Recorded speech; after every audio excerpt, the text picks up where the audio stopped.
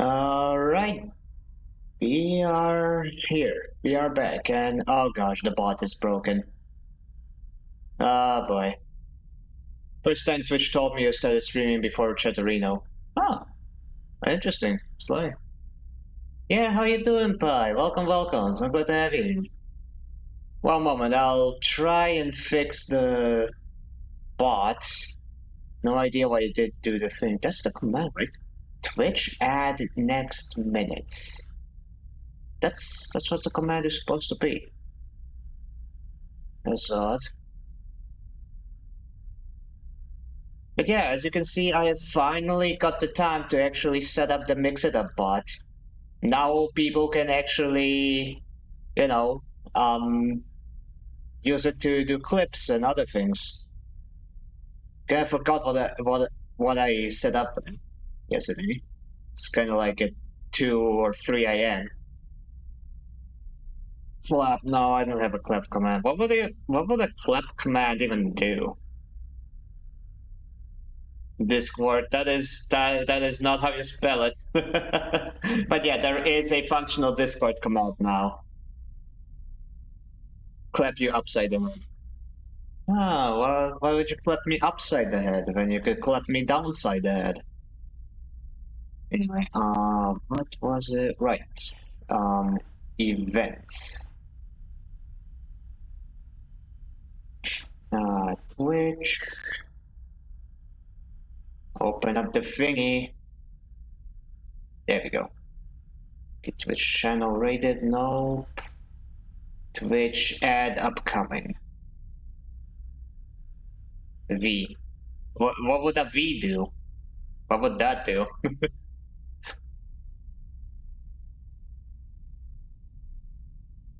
Vanish. Oh, vanish! I mean, vanish still works. You just write vanish instead of V.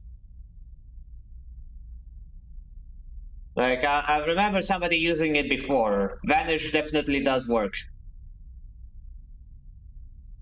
Banish. Banish does not work. That is not a command that exists. Besides, you're not a mod.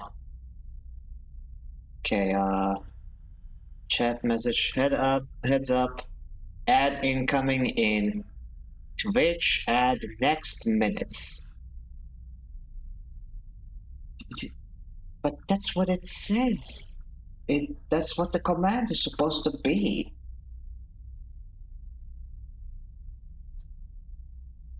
Okay, let me just look it up.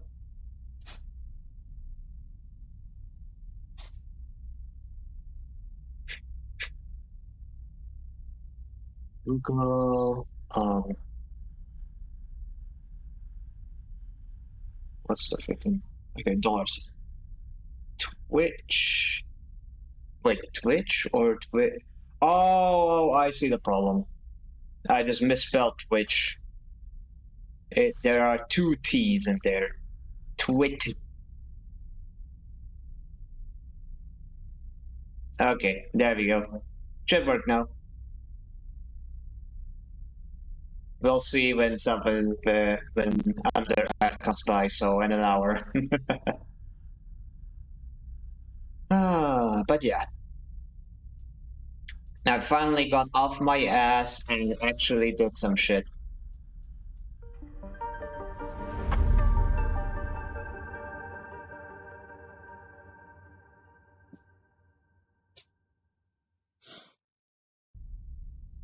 And yeah, there are the ads.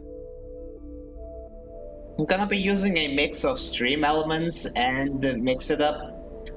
I'm not the biggest fan of Mix It Up because I have to have it like it's on my device, and I need it to be on while I use it.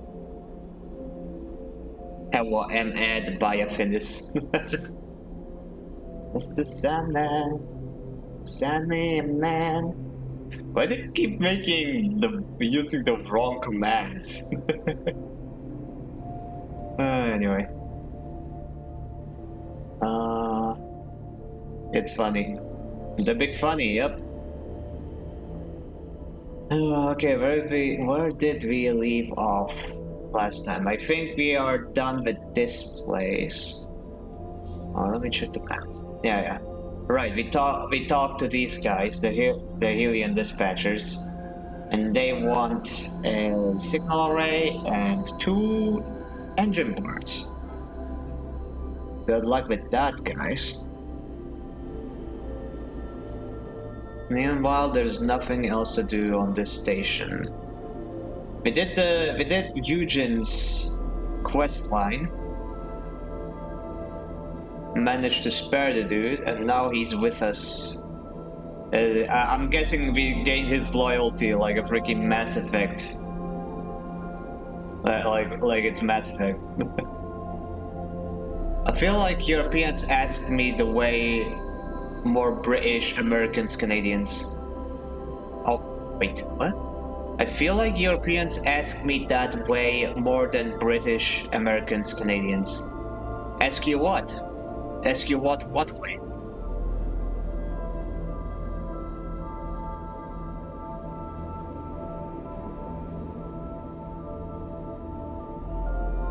The fake command stuff. Oh. I don't really think it's a nationality kind of thing. I'm just like still a very new streamer, and I don't understand Twitch culture that well. So if somebody makes like random ass commands, then I'm kind of like confused, like, hey, where you got these from? What's the joke here? Should I set up these commands for y'all or what? But yeah, Mix It Up is a pretty simple interface, so I might be making more commands in the future. The joke is funny. Yeah, but funny is a subjective thing. Anyway, enough philosophy. We need money for fuel and for supplies, blah blah blah. Investigate export, right. We want to finally get to the Scadiards. I would go to Greenbelt for the supplies, but then I wouldn't have a straight line towards the Scadiards because of the ring around Darkside. Utsubo territory. Okay, Scadiards, we need 6 fuel.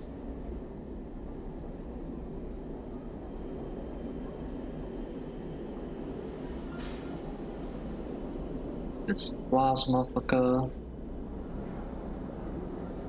Ads are over, but time. Yeah! We have a bot that tells us the ads are over now. Hell yeah.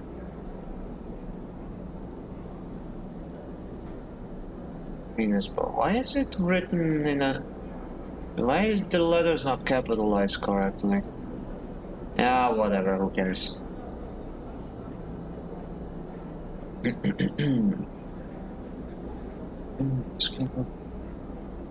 So processed crab. They shall sell the processed crab. You are happy to take their shits off their hands. They receive the scrap plates gratefully. Yep, take them, people. I don't need them.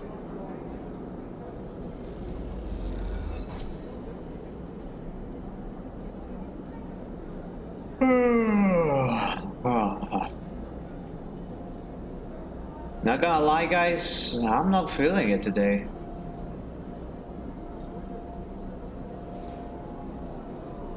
Like, I don't know what it is with today, but I just kind of feel like crap in several ways, and more ways than one. Oh no, yeah. Not that I don't feel like streaming, I very much feel like streaming. This is actually like a highlight of the day for me, but I don't know, this kind of sucks. I felt Eep very late yesterday. Hey, same. I went to sleep late at like 3 or 4 a.m. Was dealing with the pod until then. Playing too much Stationeer is nice. Oh man, it's just reached that kind of stage where not even staying up late is fun anymore. I'm just kind of like... I don't want to go to sleep, but it's too late for me to do anything fun. So I just kind of just exist Takes all my willpower not just to watch YouTube shorts. I actually got a plugin to like disable shorts so I don't really fall into that rabbit hole again. Yeah, just I don't know. Just having those kind of thoughts, you know. Everything kind of sucks for no reason. Not discernible reason, at least. There's always a reason, just can't really think of it. Okay, how much fuel do we have? 6, and 6 is exactly what we need. Scatty odds, here we come.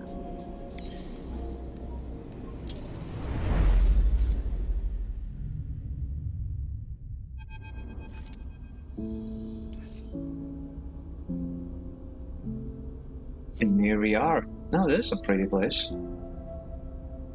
The winking sigils of the yards flash across the dark starscape of the belt. Each one a siren light for crews in need of repairs or eager improvements. The Scatayards live up to their reputation. But Seraphin will not be drawn by the lights. He guides the ship into an empty, ragged-looking yard, darker and more framed than plate. It looks rougher than any of the others. Seraphin, maybe we want to dock somewhere a little more welcoming? We aren't that hard up. Bliss turns to you. Or are we worse off than I thought, sleeper? Best shipwrights rarely have the brightest signs. Though I thought you'd know that, Bliss. Seraphin reaches up and flicks a set of switches above his head. Marco's the best in the Scatayards. The best? Or just the best you know? Bliss gives him a skeptical look. You'll see. Seraphin smiles widely, shutting off the main console and unclipping from the pilot seat. We're safe here. No need to run from Lane for a while. He'll never find us in Marco's yard. It'll be nice to have a break from running. Junie floats at the back of the cockpit. I hear the Scatayards have some good data analysis terminals on the hub. If you can spare me. Nia glides into the cockpit. We here? Family love this place. She glances at you with a smile. All these grumpy spacers waiting for repairs. I think it fits his temperament. You follow Seraphin as he glides eagerly to the airlock. You and Bliss exchange glances. Both of you are used to Seraphin's headstrong moments, yet you still can't help but feel that now familiar... You still can't help but feel that now familiar pull of someone else's problems. Marco! Seraphin opens his hands to the figure coming through the cycling airlock. Finn!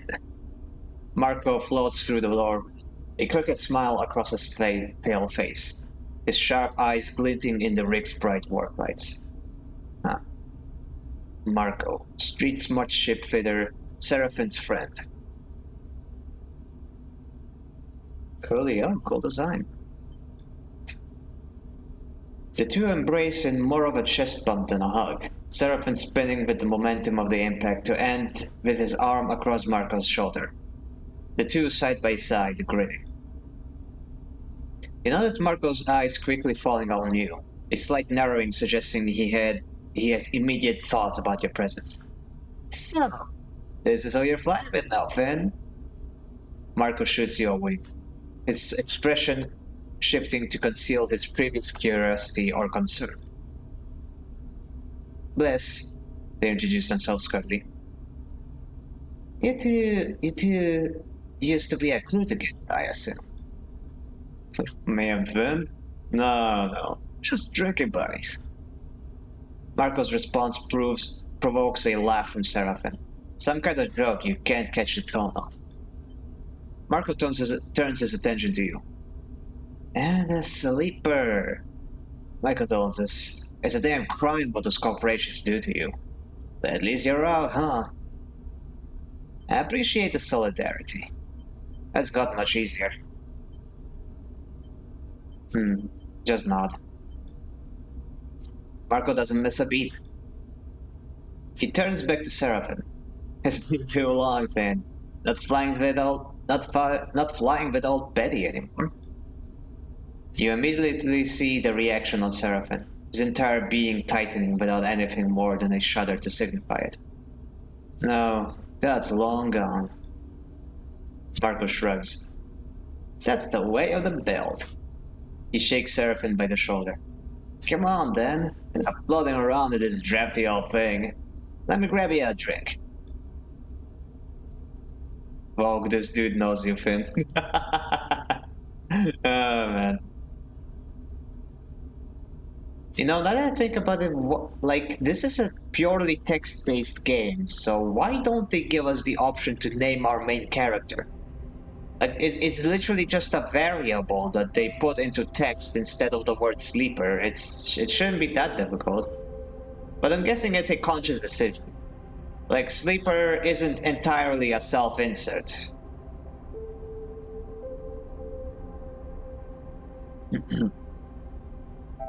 Marco turns his attention to you. Feel free to make yourselves at home in my yard.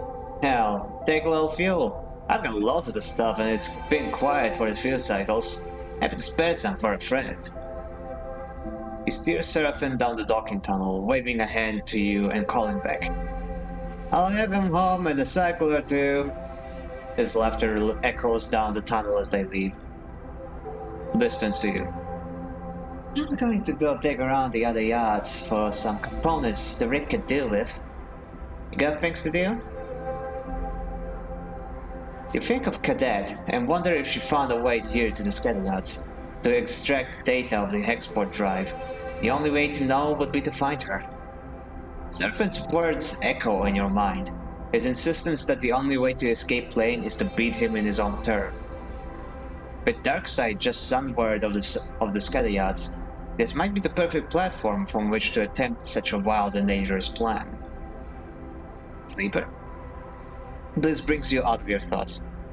I haven't been to do that. Just take care out there, okay? They drift off down the docking tunnel, leaving you in the airlock.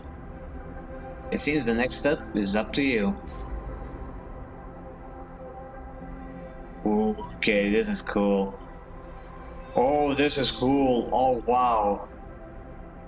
These really are some scatter yards. It's just separate ships just floating around. It is cool. Not you. You're the cool one. You're among the coolest. Was the one ship moving with the camera? What ship? Because like this is me moving up and down.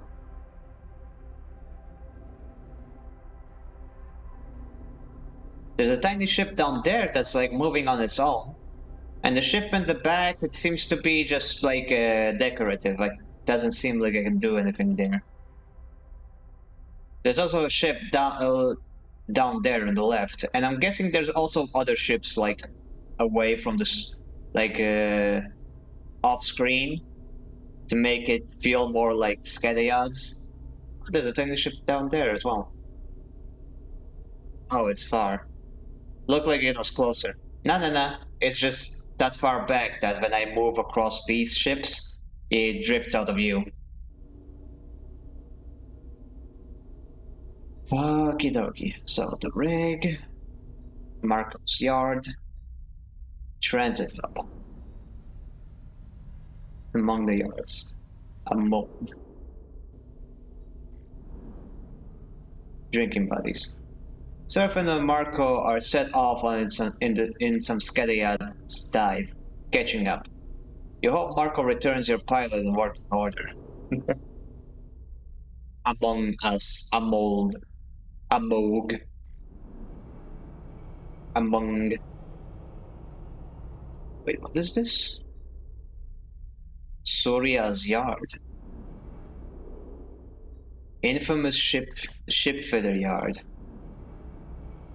Surya's eye. Surya watches his yard carefully, keeping an eye on all the work that goes in there. He's not easily impressed. Ooh.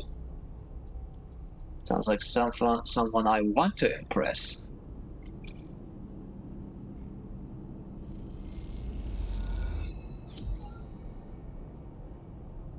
Mhm. Well, before I do that, let's find some locations to actually be able to buy supplies and stuff.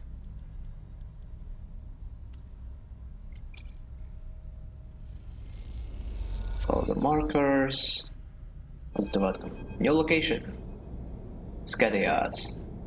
Hey! You hear a voice echoing through the public passage. Wait up! I'm so glad to see you. Cadet sweeps her hair out of her eyes, and then glances up and down the corridor. This is not my kind of station. There she is, Cadet. Hey, hello, Rand. How you doing? Welcome, welcome. So glad to have you here. Glenn. Ba-da-ba-ba-ba. Optimism. Cadet rolls straight into her complaints. All the yachts have their own water and facilities, meaning the hub here is not fit for general use. There's a couple of guest houses, but you would not believe the state of them with all the spaces that stop for shore leave. You don't want to know. Hi, Cadet. Hi. Yeah. She blinks at you. I'm listening. So, get this. Cadet locks her fingers together and stretches her arms. That girl of mine I said could crack anything. Well, she's gone. Didn't even leave a note. Ran to Darkside, maybe. Not that I blame her, given the state of this place. She looks sideways at the grubby walls. She left the workshop empty, though, so I slipped in. That's where I've been napping. I've been doing my best all these cycles to crack that drive, but I'm a spindle drag, not a data scrapple. Which is why I'm moving to see you. She takes a breath. Telling you, I have not spoken to anyone in a long time. She runs her hand through her hair. Oh my gosh, 85 watch streak. That is insane. Twitch going Nya speech with your 2500 breath. But I passed the willpower save. Awesome! But yeah, I have increased the price of the Nya speech because, yeah, I don't want it to be spammed that much. Oh wow, 45 watch streak, awesome. Awesome sauce. Hell yeah. You're like 40, you're like almost half and half. But yeah, it's awesome to see you guys streaking. Coming into the stream, straight up streaking it. And by it, haha, I mean my watch streak. That joke didn't land, whatever. Rogue one day. So, we've got nothing? How about that alert they put on? How about that alert they put on you? Doesn't seem to stretch out far to the spin. Doesn't seem to stretch too far out of the spindle, but I'm being careful. She glances around. Instead, not talking to anyone for ages a bit. Look, I'm way over my head. Cadet looks away, annoyed at herself. How about you come down to the workshop and put our heads together to see what we can pull out? I just know there's some nasty shit on that drive. Stuff worth getting out into the limelight. Cadet sets her jaw. Well, it's enough for them to ruin my life over. I'll be there. Cadet smiles for a moment, then it is gone. Alright then. The workshop is in the tech cluster. You'll see it. She sighs. Now, I've gotta go find something to eat that isn't dried. She turns and disappears back down the passageway. Okay, hell yeah, we found Cadet right away. Let's drive. Cadet's workshop. Meal, we are good on food for now. Identify passcodes, break encryption. Dark data. The drive is encrypted, but with the tools in Cadet's friend's workshop, you have a chance of cracking it. Now, let's keep exploring for now. There doesn't seem to be a time limit on cracking the encryption on that thing.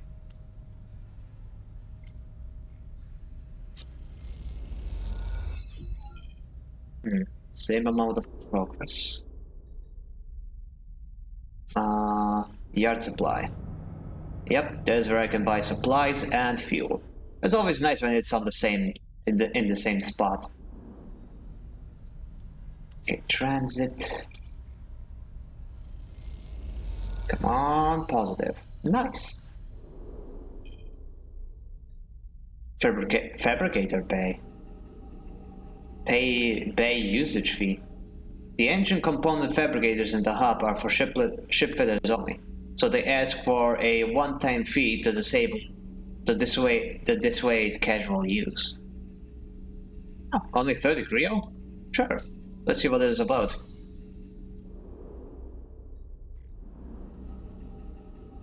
Building engine component. With even a specialized fabricator component construction is a delicate act. Only the most skilled can produce a rare, error-free component. Component errors, component craft. The more errors a component has in its construction, the less valuable it will be. Enough errors, and it's worthless. Component craft. It takes time and skill to build engine components. Any errors will impact the outcome. Oh, hey Trio, welcome! Good to see you again. How you doing? Welcome, welcome. New game, yep. Well, sequel to a game we have already played, but you weren't here for, so yeah. Yeah, how you doing, Trio? You on a break again, or just a tiny blip of life? But this is interesting. It's a safe roll, but still seems like I can fail and fuck it up some. Or maybe it's randomized, who knows? Either way, time to take a nap.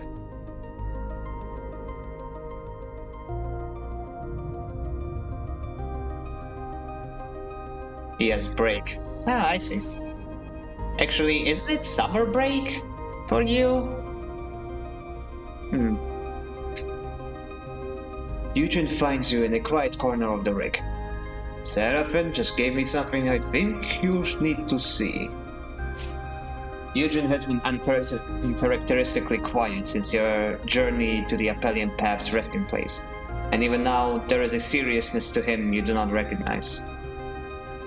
He produces a personal terminal, a slate, and shows you the screen. On it is a message from the singers. From Pater? Ooh, interesting. Got myself a headache, the wardens just gave up, so now I'll be a day schooler for a while. My board exams are soon, so I won't be much online. And we barely have a week or of break in our place. Jeez. Okay, that sucks. I never understood those, like, high-performance schooling environments, like, what the hell is the point of that? You're gonna forget all that stuff by the time you grow up anyway. All they do is rob you of a childhood.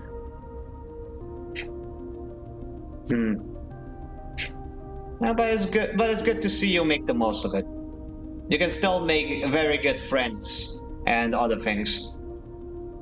It will give you experience, even if that experience could have come at a lower price.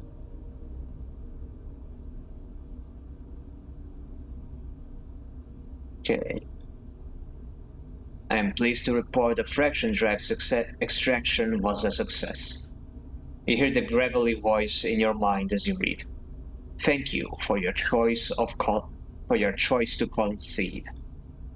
Conway attempted pursuit, but Singer ships are fast and quiet, and we soon lost them in the debris.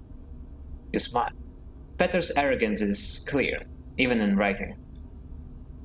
We have now begun on the project to implement and expand the fraction fund, which is why I am writing to you. Encrypted with this message is a full scan of the drive itself, its components and systems. You exchange a glance with Eugen. I believe you deserve as much for your integrity in our encounter. I'm glad we didn't have to kill you.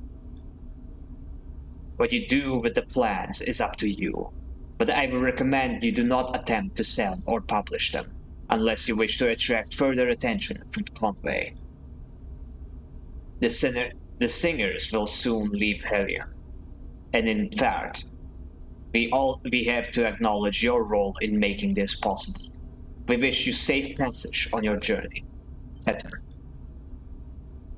At the bottom of the message, a handful of encrypted files open up to reveal an insanely complex set of scans and diagrams. The fraction drive. Oh, he just handed that over. Awesome. Oh, you redeemed the second one too? How could you?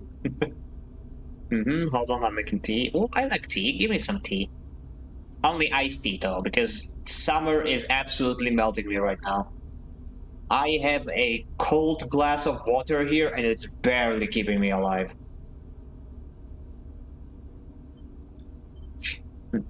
You look at Eugen, who has a sharp smile on his face. That bastard did it. He shakes his head. And I have you to thank for stopping me from killing him. Can we really build this? You should listen to me more. Eugen laughs. I'll do my best, Captain. No promises. Building it is another problem. And no, I am not an engineer. He squints at the diagrams. We would need a lot of resources. And the kind of machines only found in places like docks. With time, research, who knows? Eugen grins. Point is, it's possible. We have plans. The path is here. You see it now, Eugen's swagger returning. For better or for worse, this project fuels him. I've seen this game before. Isn't this the Disco Elysium style game you said? Yeah, I mentioned that it's kind of like Disco Elysium, just a lot less unhinged. This is a lot more serious, but also a lot more, I don't know, hopeful, friendly, nice, comfy. It's not a political hellhole like Disco Elysium. This is just a chill, interesting, fun little indie game. Well, I can't really call it little anymore because this sequel has expanded quite a bit on what the first game set down. But yeah, it's very interesting. You still use dice to roll for the success of certain actions, but you no longer do absolutely crazy stuff like wear communist pants or something. It's on the back burner for now. We have more immediate things to deal with. He slips the terminal away. But I will start calling favors, quietly, investigating how real this is. Do it carefully. He nods. I have learned my lesson. Eugen frowns, something dark crossing his face. Look, I know this is exciting, but... He pauses, unsure of his words. We know what people did to claim this drive. He swallows hard. What I did. Eugen taps at his terminal. Part of me wants to delete this right now.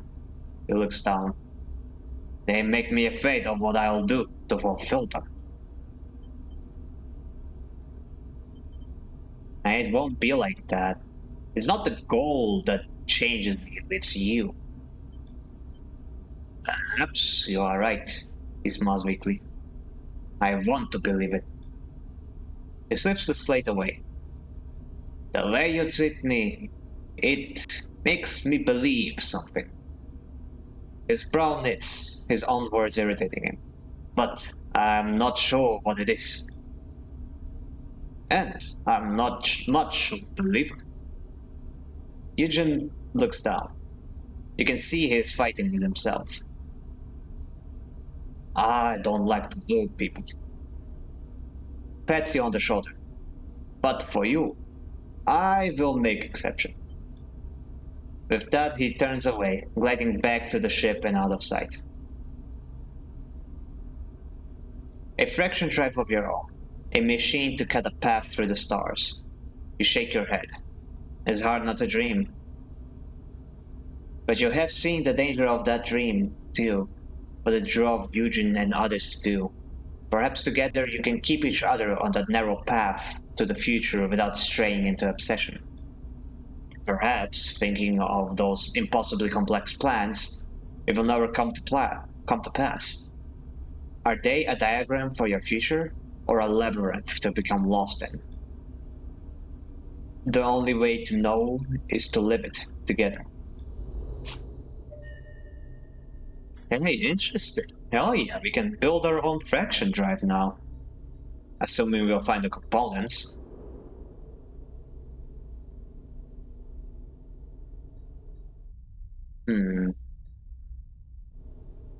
Okay, right, we have new dice and we have explored this area. Let's go check out this place then. Junior shipfitter.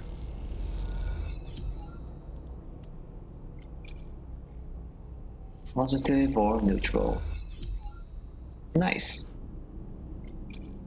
75%, come on. Come on, 75%. Ah, fudge. Well, at least I got paid. Cadet's workshop is this way.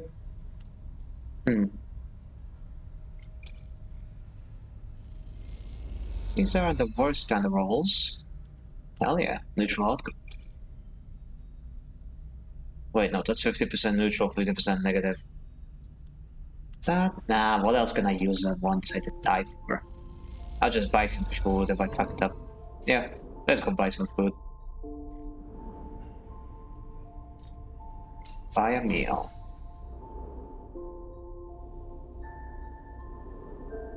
Nepta!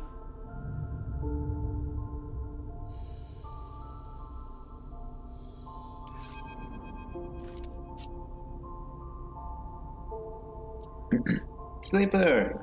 Seraphine's voice echoes through the ship. You in there? You glide down the airlock, unsure of what state you are about to find your pilot in. Seraphine floats into the airlock, his arms above his head, gripping the light of the interior door to hold himself in place. Come on, we need to talk. There's a straight-faced seriousness to Seraphine you weren't expecting, especially considering that he spent the past 2 cycles with Marco. In trouble already? Seraphine shakes his head. I'm not messing around, just come. He leads you across the bridge, but rather than turn towards the automated shuttle bay that connects Marco's yard to the rest of the assembly, he leads you deeper into the guts of the yard itself. As he does, he begins to speak. Talk about Lane, about our escape, and everything. Seraphine ducks under a large pipe. He gets it. He's worked the dark side. You're fast. You trust him? I do. He looks back over his shoulder at you. And I would hope you trust me by now too. He comes to a sealed door and hammers in an entry code. Somewhere, machines start whirring. Remember in Wellspring, after everything, what I said? Seraphine turns to face you. That we can't run forever? About taking Lane on? Exactly that. Seraphine meets your eye. The door suddenly squeals as the ancient motors kick in and drag it across its corroded tracks. It reveals a large, half-lit chamber, its furthest parts masked with layers of scaffolding and frames, so it is hard to tell where the room actually ends. At the center, in a pool of warm light, Marco floats beside a terminal screen. Sleeper! He touches his brow in a mock salute as you enter. Busy plotting? What happened to being drinking buddies? We got all the drinking done on the first cycle. Marco smiles. Second cycle is all about problem solving. You hear the door you entered through screech shut, and then a sudden silence descends. Sorry to drag you out here, Sleeper, but I really can't be overheard on this one. We are close to Darkseid here, and Utsubo have ambitions, shall we say, in the Skadias. Finn told me all about the story, and I'm sorry for your troubles. Clasps his hand together. You have done well to evade Lane this far, but you must understand he's also been distracted. Since export went up, well, Darkseid has been a crisis. If the war was a pressure shift that allowed Atsubo to build its strength, export was the breach to blow it all wide open. Marco springs his hands apart. Export's their justification for imposing total control in the name of protection. Marco glances away into a dark corner of the room. If my hunch is right, it's how they will extend their reach to the Skadiats. Where's this going? Lying distracted is good. Where is this going? Marco laughs and looks at Seraphim. Straight to business. I am done running, Sleeper. Seraphim cuts in. I hate looking over my shoulder every cycle. I hate nightmares, the fear. I want to face it head on, for better or for worse. He looks away, scowling. I won't be controlled by Lane. This is a chance to break that control. Lane is hunting you, Sleeper, which means he is not in Darkseid. Marco raises an eyebrow. This is good for you. There are people in Darkseid resisting Atsubo, so I hear it is not going well for them. If you can find them, find out what they need, there is a chance here. Marco pauses, and you get the feeling he is assessing your reaction. Taking action is a choice right now, Sleeper. But soon it won't be. Seraphim glances at Marco. Now if what Marco's telling me is true, let's do this on our own terms. Sleeper running his life, we don't stand a chance. I do feel like this is an endgame level of objective. We don't stand a chance. Sleeper running is my life. What do we need to do? Seraphim meets your eye with conviction. Thanks, Sleeper. We know we can do this. Let's not get ahead of ourselves, Mark interrupts. I will need some time to work this out. If you two want to go to Darkseid, there's no way I can take that stolen rig. There's no way you can take that stolen rig. It was a big enough risk just to bring it here. He glances at Seraphim, and you get the feeling he has already been reprimanded for this. Avengers level objective. We need to build our own Avengers. Dibs on Iron Man. So, I need to find a way in and a way out. Marco rubs his hands together. I know it can be done. He turns to you. I recommend you take the next few cycles to prepare. Skadias are a good place to both spend and make Rio, depending on what you need. And Finn, Marco puts a hand on his friend's shoulder. Try to stay cool. This will be recon only. A chance to see what happened on Darkseid and make your connections. It is not time for the grand gestures. Seraphim nods. Thank you, Marco. We'll keep things quiet until you're ready. You and Seraphim leave the hidden bay, the door screeching open to allow you to exit. When it seals once more, he turns to you. There's our chance to shift things, Sleeper. Let's keep our heads in the game. Can we trust Marco? Aren't there other options? Agreed. Let's start preparing. Seraphim nods. Well, alright then. We should give Marco some time.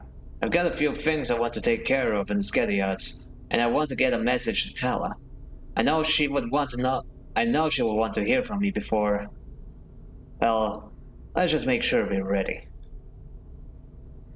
I trust Venus. No, don't trust me. I'm a cat. I'm not trustworthy. I have 9 lives. You only have one. Never trust somebody with more lives than you have. Keep your head up, sleeper. I'll see you on the break. And with that, Seraphin kicks off down the passage on his way to the shuttle dock. You watch him go, unsure if you're impressed or concerned about his headstrong nature. Either way, things are in motion. The only thing you can do now is give yourself the best chance of success.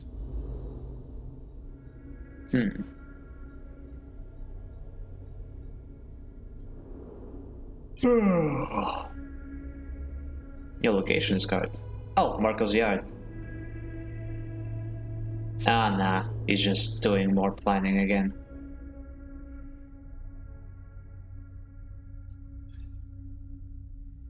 Let's see. I do have enough skill points to buy another push. Reroll dice cannot be a 1. Reroll random dice, but +1 roll.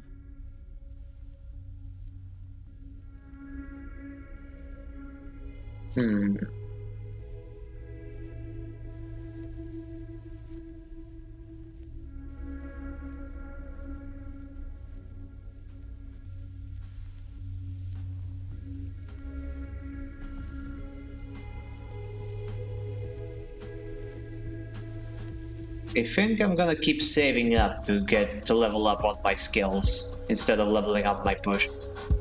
You know, I'm not a fan of the push I have with this class. Maybe I should have checked the other classes, but then again, I didn't really know how a push works when I stared at the character selection screen.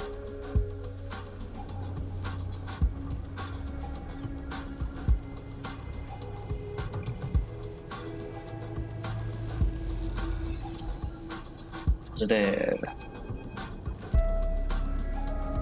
That's some quality work you've been doing. The voice booms from the locker room after your ship fitters shift. But why are you doing grunt work, sleeper? Oh, Soraya. Savvy ship fitter. Oh, it's got a prosthetic arm. Julio. You turn to see a large man with a metal arm and bright patterned clothes. You've spent enough time here to immediately know this is Soraya, owner of the yard and well-known shipfitter. Well? Surya wipes his one metallic hand on the cloth, polishing its painted surface. What do you have to say for yourself? Need the chits? Is that so? Soraya nods slowly. I know a lot of what happens at this cadet sleeper. And what I don't know, people tell me. He smiles proudly. And I know you have a ship. Someone who has a ship, especially a ship like yours, should not be lugging around my workers' tools. Surya flexes his artificial arm, inspecting it. That, to a person like me, is a waste. I do what I need to. Ship costs prior to run. True, all the more reason to really use them though, isn't it? I went to take a look at your ship, sleeper. Surya goes back to working on the hand. Call it professional curiosity. It's a bit drab. Surya looks up and meets your eye. An old Solheim rig, still in corporate colors. He shakes his head. No. I feel like that's your problem. People want a crew that looks the part. An outfit with an outfit. He grins. Look at my yard. I get it from a chunk of scrap showing people I was professional. I had standards. I made Surya Yard recognizable. Your problem is that you are working as a shipfitter's mate when you should be imagining much more for yourself and your crew. So that got me thinking. I want to help you to clean up that old rig, paint it up, give it some color. How does that sound? He tucks the cloth away in his tool belt. I'd love that. Perfect, Surya boons. The thing is, you don't just slap some paint on an old rig like that. And for this to work, we need its look to reflect your style. So, while I'm happy to do the painting with my team, I'll need you to go find some inspiration. Surya looks away, towards the locker room's lone window. Luckily, the belt is full of it, full of pattern and texture and style. There's nothing uniform about this place, and it's better for it. Surya looks back at you. You need to go out there, find some views, some sights, and make your own designs. Here, he proudly pulls a small slate from his tool bag. It has a 64 color screen. I fixed it up myself. You take and inspect the slate, made from mismatched pieces, but elegantly so. See what you find to inspire you, then come see me again. Thank you. I can see what you're thinking. You're thinking, what's in it for me financially? Surya eyes you carefully. How does this make you engines? That's the other part of the proposal. While you take this voyage around the belt, you can do something for me and get paid for it. Free of charge. I will paint your rig with the look and name of my yard here, Surya's Yard. It commands respect. He nods safely. I'll take that name to the rest of the belt, represent it, and on your travels, spread it to other crews. For this, I will pay you 300 Creo. It's mutually beneficial. You will earn better doing this than any yard work, and I get increased custom. What's not to like? Surya awaits your response calmly, but you feel this expectant eye on you. It's a deal. I don't love those colors. So basically he wants us to do marketing for him.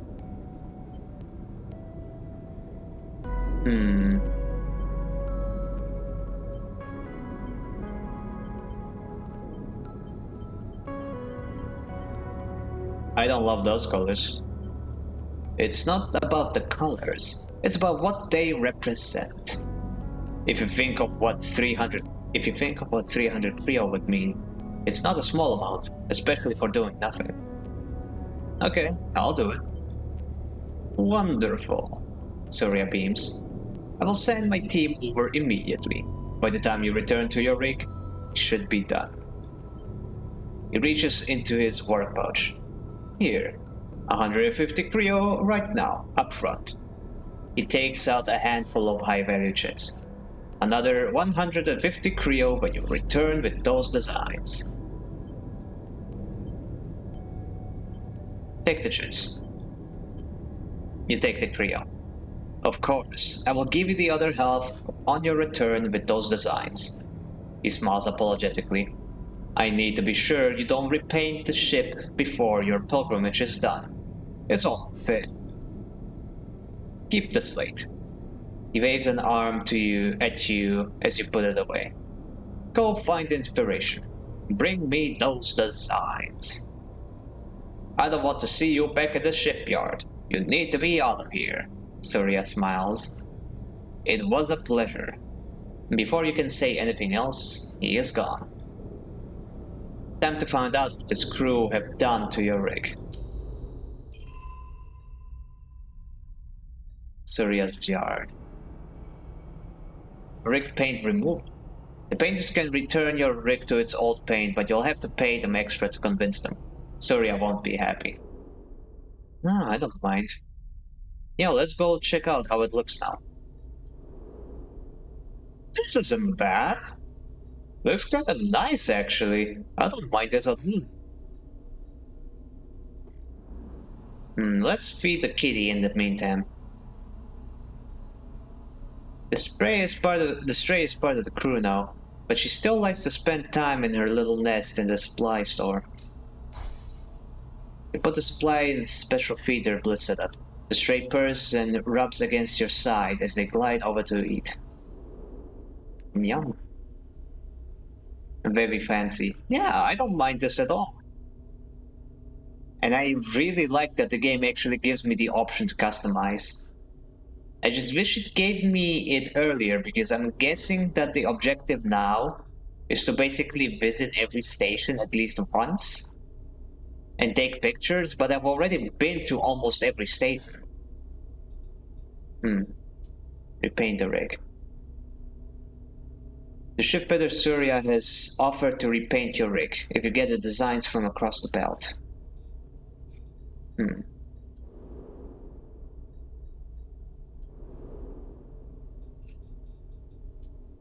What if I make this my objective? Will it then highlight something? No, it doesn't look like it. Pilot unavailable. Seraphin is not ready to leave the current location. You cannot travel until he is. Oh, okay, that's how it works. Okay. Investigate exploit. Let's get back to this objective then.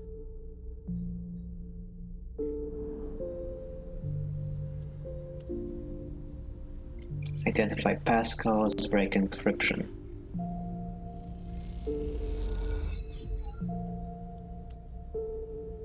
Two levels of progress. 3 levels of progress. Okay, break encryption is better.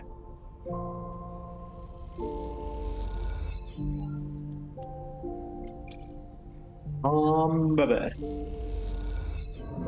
Ah, dang it. Almost had it. Oh well, nap time.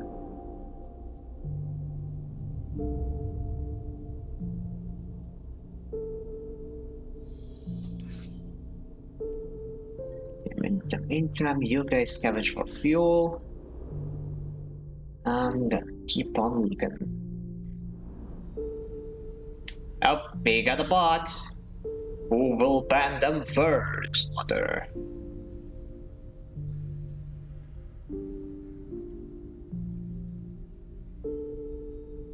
It was me! I defeated the bot. No clankers here. Break encryption. Right. I remember how it works now. And we got it.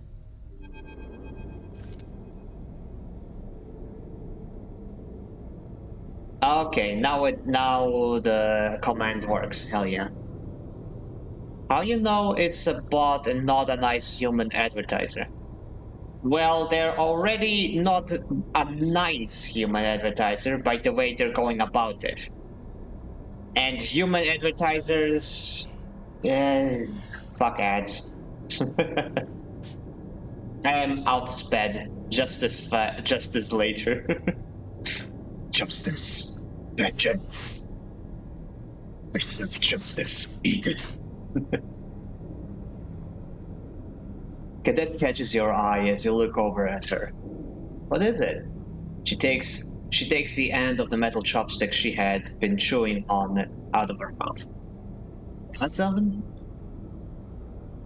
Cadet had given up already for the cycle, and while you were cracking the drive's complex encryption on her friend's workstation, she had been floating in the middle of the small workshop, pinging bits of scrap off the shelving on the wall.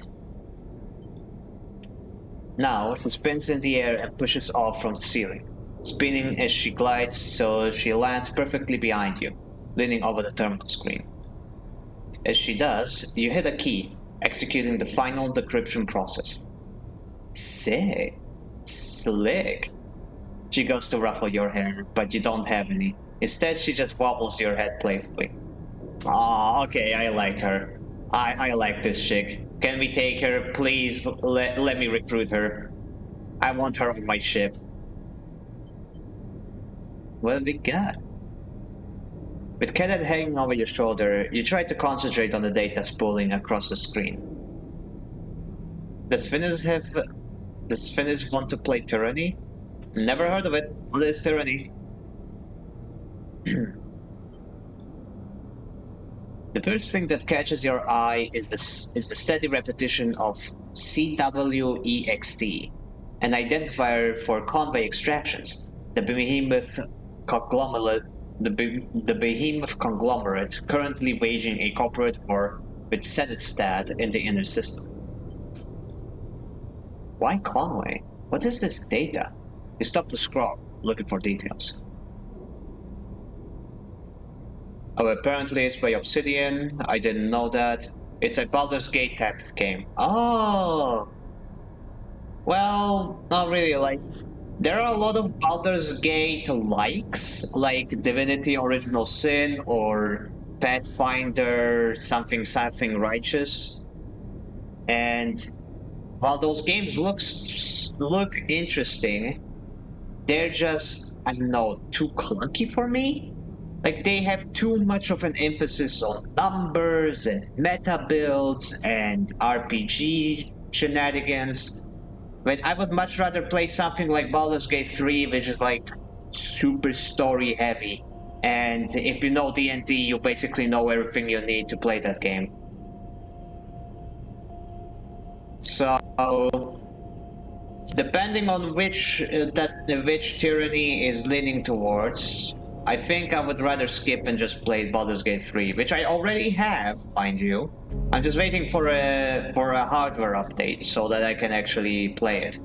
I might stream it, or I might play it solo and then stream like playing it with friends or something. We'll see, but that's still some time away. Where you play as the right hand of the Emperor.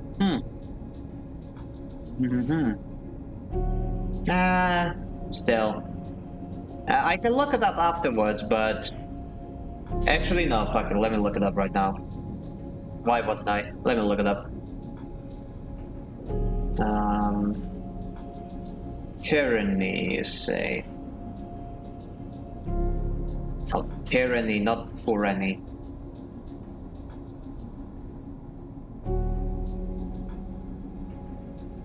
Tyranny game.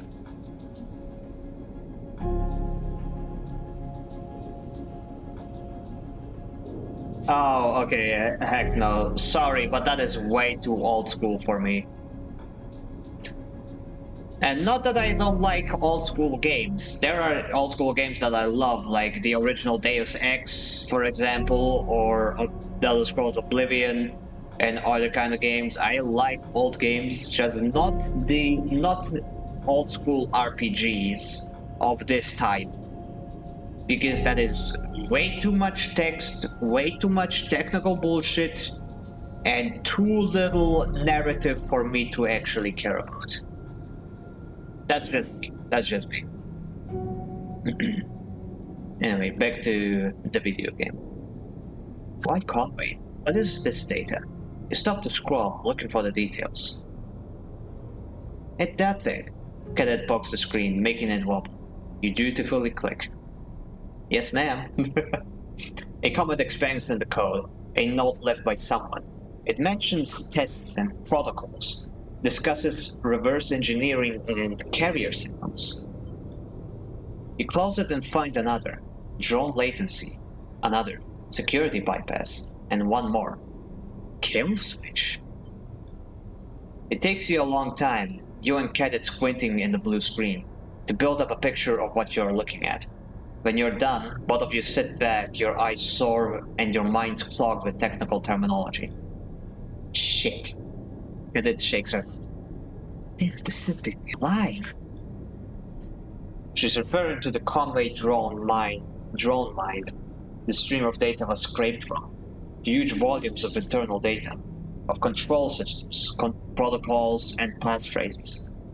The kind of data you imagined was closely guarded by Conway, kept secret to allow the smooth operation of its drones. Oh, we got a nap break. Let me take a sip of water.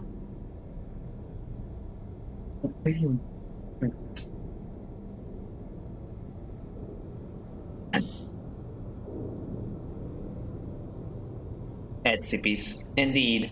Etsipis. Sounds like a great name. Etsipis.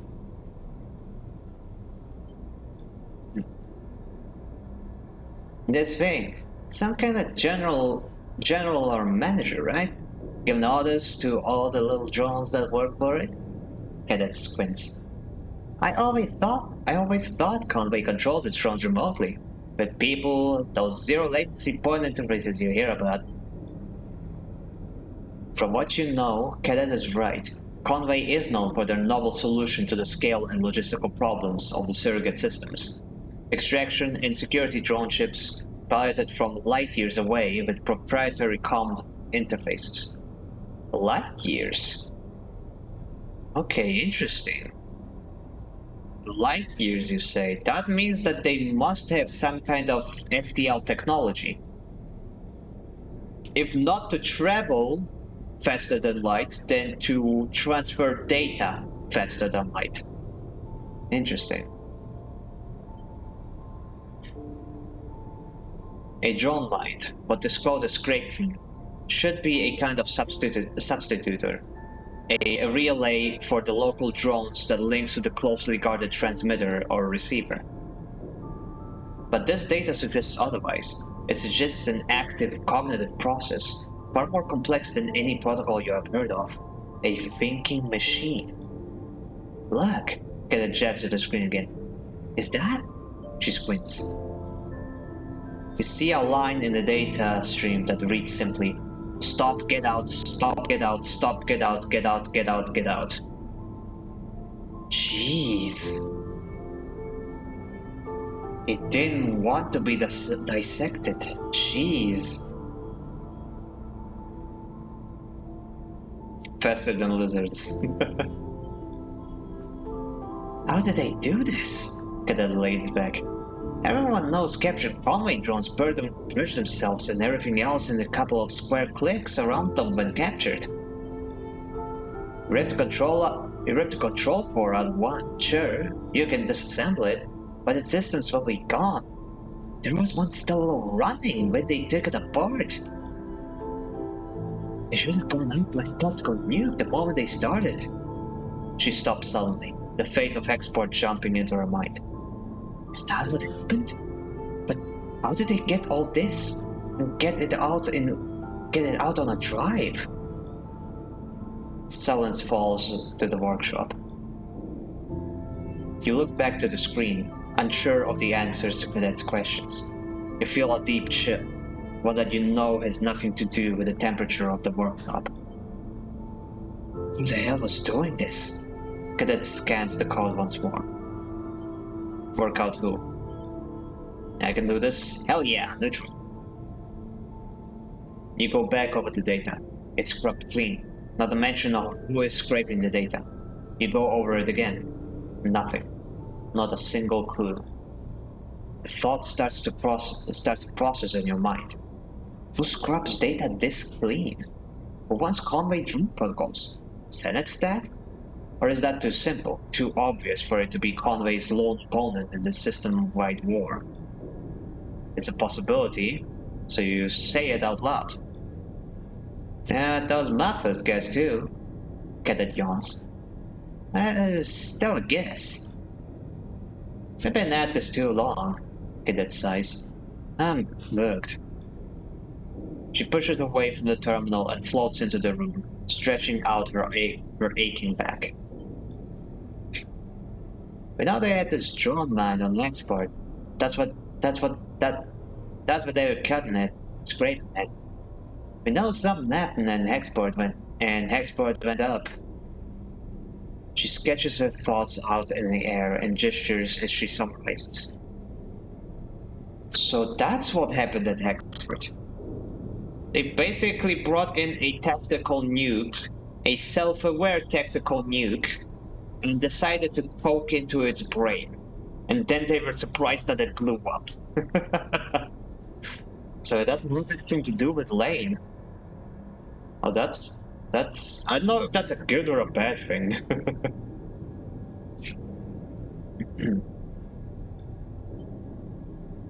So it was all Finis's fault. No, I had nothing to do with this thing. It had absolutely no relevance to me. That's what they all say. Is that what you will say too if I accuse you of the same thing? Hmm? How does that make you more innocent than me? The data got on that drive, I'm assuming before the explosion, then got to the first bundle. Someone tried to courier it near to me, but the receiver wasn't there. She turns and looks at you. Which is why they ruined my life and my job trying to get it back. Well, we do need more info. Yeah, she sighs.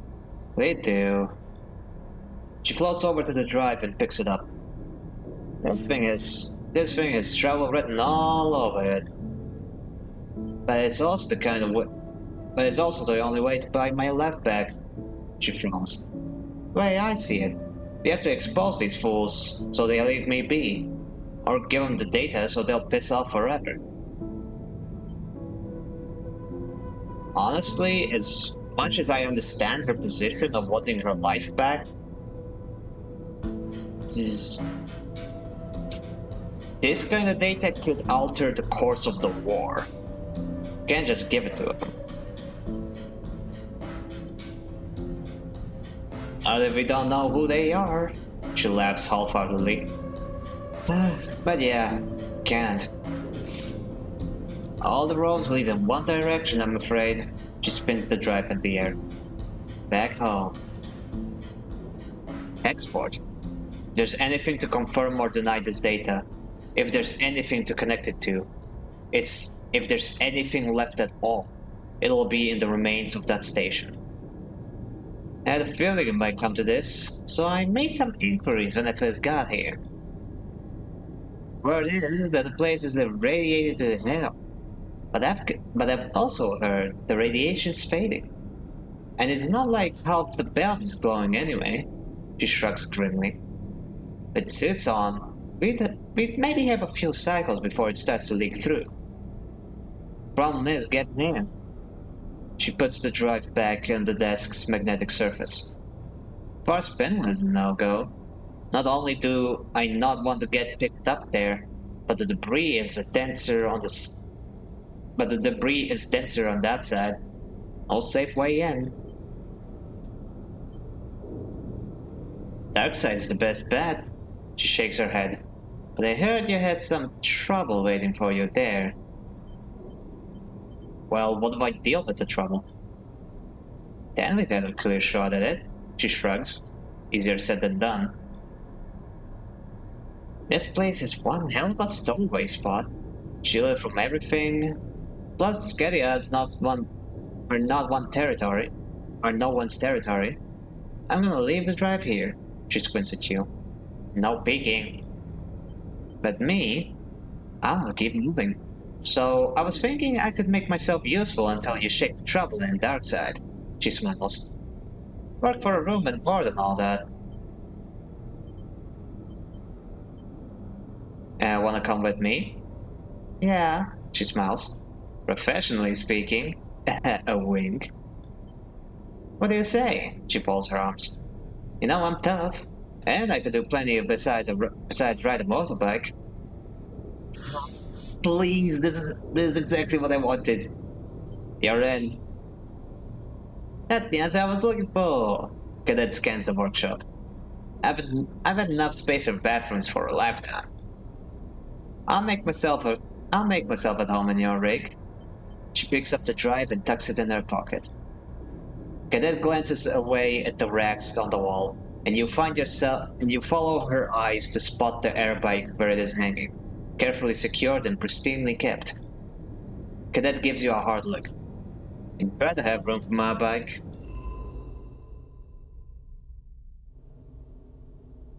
The spindle check. Recruit cadet to your crew. Hell yeah. Wanted a waifu? I already have several, but well, no, I have two waifus. Three if we count the warden, but the warden is kind of gone. Also, we haven't seen Ankita if her design has changed at all. I'm very curious what she looks like in this game because I know she's somewhere in this system. Because Bliss is already here. And yeah, Cadet fits the bill. Okay, what are Cadet skills? She has engage and engineering. Decent enough skills. Decent.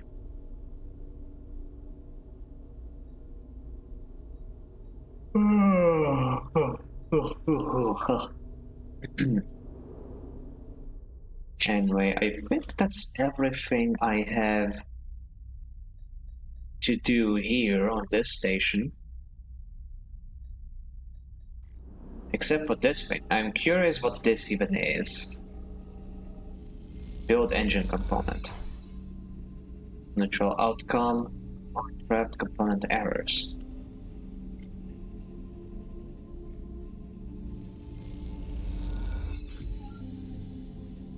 Ah, I see how it is. Wait, there is no limit to how much I can do this? Ah.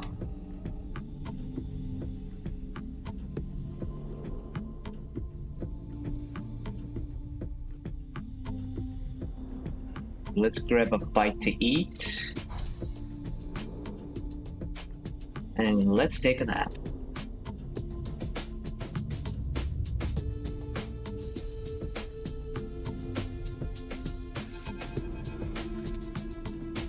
You find Seraphin and Marco waiting for you in the hidden room where you met before. They're chatting quietly, their shadows cast across the scaffolding by a small lamp. Sleeper, Marco's got something good, he nods to Marco. Tell. Marco gives you a nod as you look at him. His mood quiet, conspiratorial. I don't know if it's as good as Finn thinks, but it's an opening. Heard back from a friend of mine who runs a yard on the edge of the cluster, a fair way out of here. Smart guy, makes a tidy profit selling fuel to freight crews on their way into the dark side. He undercuts the dark side dockyard fuel prices, which include a cut for Itsubi, so they stop off at his place to fill up before heading in. Marco smiles. Clearly, this is his kind of business. This guy, he owes me a favor, and I'm gonna call it in. You can get a few of us onto a freight crew, swap us out from the youths who stay at his place, and let him have a few drinks on him. The crew, meaning us, will deliver the freight, complete with a stopover for cargo loading and dark side. He smiles, which is when you do what you need to do. We'll have as long as we need, but the more time we spend here, the more likely they'll discover us. Marco looks at you. We'll keep our heads down, sleep and eat on the freighter. Then, once we're done and the freighter's loaded, we take it out again, return to my friend's yard and swap the crews back. He shrugs, emphasizing the simplicity of the plan. No one will ever know that we were there. See, it's good. It'll work, right? But if they check the crew list? What? Not manifest? Not going to happen. And who's to say you aren't the names on that list? This is the belt. Seraphin looks concerned. It's going to be tight, but I reckon you can get what you need in time. Make some connections with whoever is resisting Utsubo. Get an idea for their operation. Look for weaknesses. I'll have to be quiet, Finn. Marco gives you both a warning look. No noise, no attention. This can quickly and quietly become a one-way ticket. Seraphin turns to you. Think you can handle that? I'm not sure we're ready.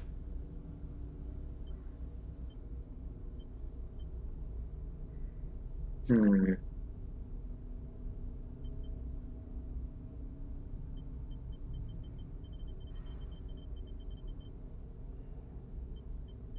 I'm not sure we're ready.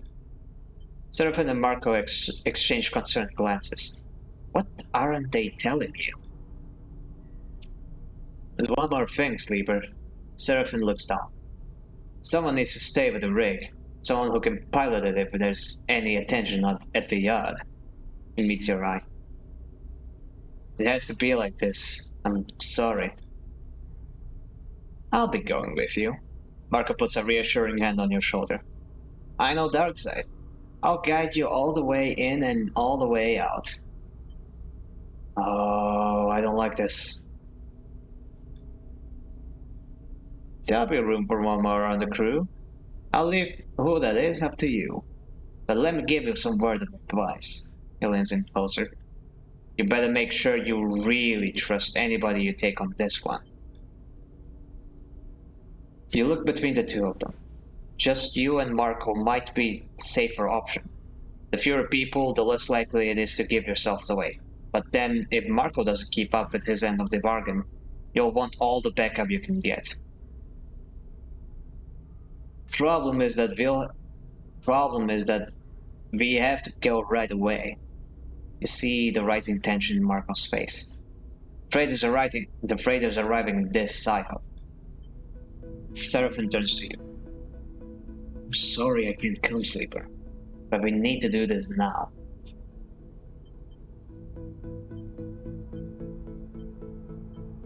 Let's go. He nods, his expression dark. Ready whenever you need. Just give me the word and we'll head out to my friend's yard. Marco sighs. Keep this tight, nothing needs to go wrong. His words echo in your mind as you leave the hidden room, a creeping doubt settling itself in the pit of your stomach. This is it. Time to go back to Darkseid. New local crew available, new contract. Ah, that's how it works. Okay. There's a contract on the map now.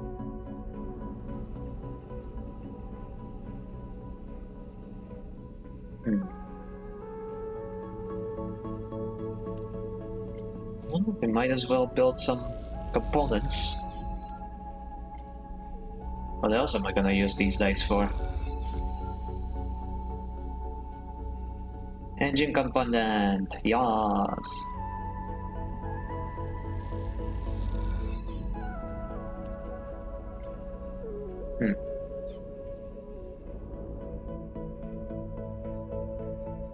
Is there nowhere else for me to... Yeah, I just realized I can't... There's nowhere for me to even work on this station.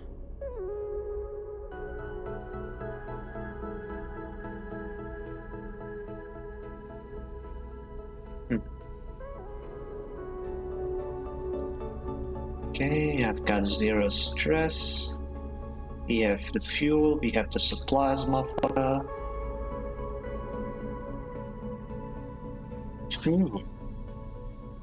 Darkseid Recon.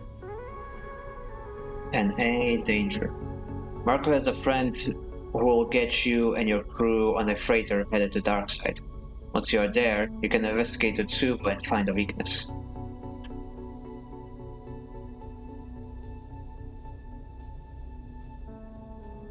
Cut ties, motherfucker.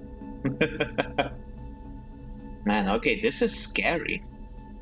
Bell travel locked. I can't even do anything else. I have to go on this job. Jeez. What has Seraphin gotten me into?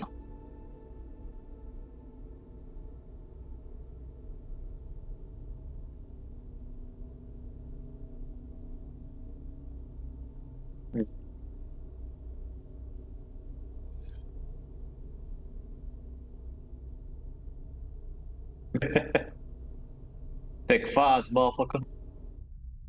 Pick five, save lives, as they say.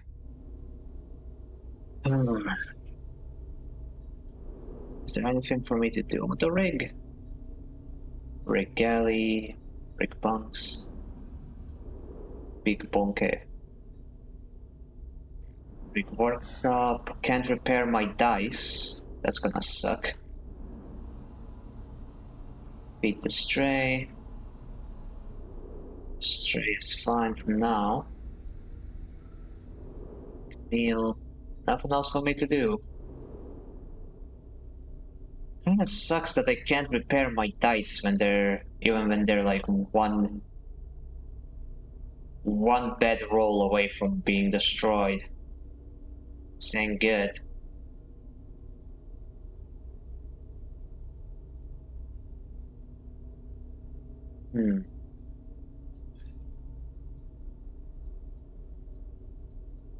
No, but let's get this push. Let's get the reroll dice cannot be a 1. That way I won't have to worry about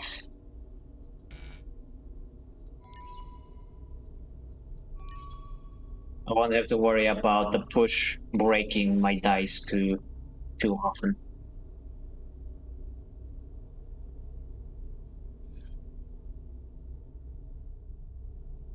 Okay, let's get to it. Dark side recon. Firm vector. Roommate is Marco, who has gauge and intuition. They said I need to take somebody who I can really trust. And honestly, I would imagine that would be Bliss.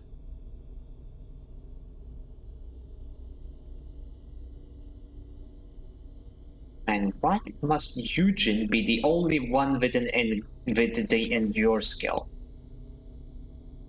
Ugh.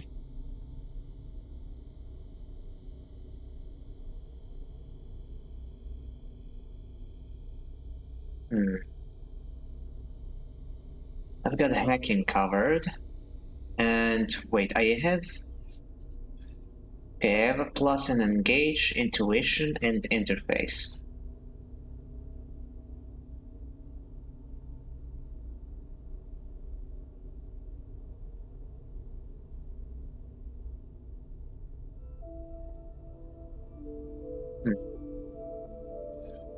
I think I might actually need to take freaking Eugene of all characters. Freaking irony. I would love to take Bliss or Cadet, but this is the kind of game where you take who you like. This is the kind of game you take who you need. Eugene, the most trustworthy. Fuck it.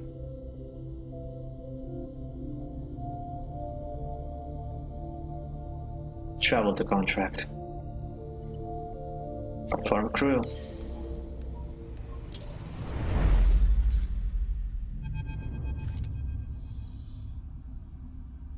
The rig. The freighter hangs over the ragged shipyard as the rig idles in the dock. Your eyes trace the fuel lines sneaking up to its underside, where they disappear into the dark.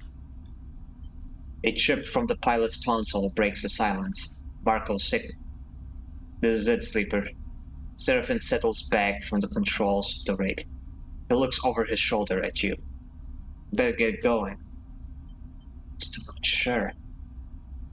This goes wrong, I'm blaming you. Don't get too bored. I'll do my best, Seraphin smirks. Hope they have something to drink on the yard. You glide towards the back of the cockpit. Seraphin clears his throat. Just don't do anything reckless, alright? You float down the corridor towards the airlock. Marco comes to meet you. His usual gear swapped out for a plain set of overalls that you imagine are borrowed from the freighter crew. Wait, I just realized Eugene has a gun. Okay, yeah, maybe he is the best choice. You ready, Sleeper? The crew we're replacing are already in the yard, so the sooner we get on board, the better. He gives you a look. How are you feeling? Confident? concerned. Just fine, thanks. He meets your eye. If we want to do this, we need to trust each other. He pats you on the shoulder as you cross into the airlock. The airlock cycles and Marco leads you into the yard, through a series of shadowy passages that connect the two docking bridges. Now's the time, sleeper. Marco says as you work your way through the yard. Any questions? Any concerns? Speak up now. But will we have to pass any checks? Any dice rolls? Any dice checks? What do we have to do when we get there? He shrugs. It's mostly up to you, but if it were up to me, I'd say we ask some very soft questions. Try to find where those organizing against Tsubo might be meeting. You reach a vertical tunnel and start ascending. Although, we could also focus on just checking out Tsubo themselves. See what they know about what they are up to. Come out of the entrance to the other docking tunnel. The freighter filling the viewing window, as all you can see are the plates of its scratched hull. What's up, Captain? Eugen is waiting for you by the docking bridge, squeezed into an ill-fitting set of crew overalls. I like the undercover look. Bit snug. He holds out his hands to show the short sleeves. Yeah, turns out crew are all a bit... He smiles. I'm used to it. Be right back, shower time. Gonna do it early this time. Alrighty, enjoy yourself. Take pictures. I mean, what? Who said that? Not me. He bows a little and gestures to the docking bridge. After you. You hit the button to open the doors and glide toward the freighter's airlock. As you do, the fear settles in. You're going back to the dark side.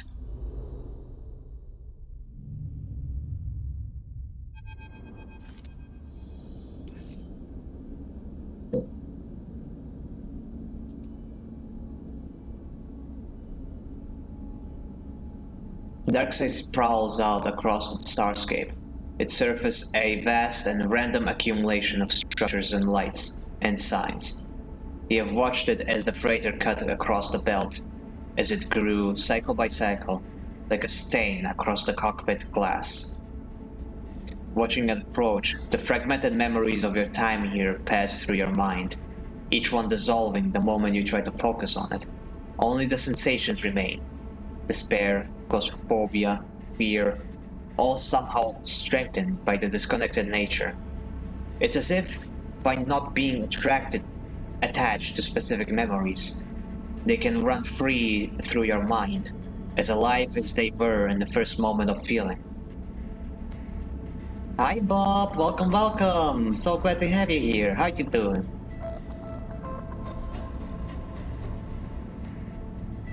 Instruction received. We appreciate it. Marco is in the pilot seat, talking to the port authority. Incoming to strut 2-3. He turns back to you, clicking off the outgoing comms channel. Me go now. Alrighty. Oh, stream elements and the mix it up both have the thing. Okay, I'll need to disable one of these commands.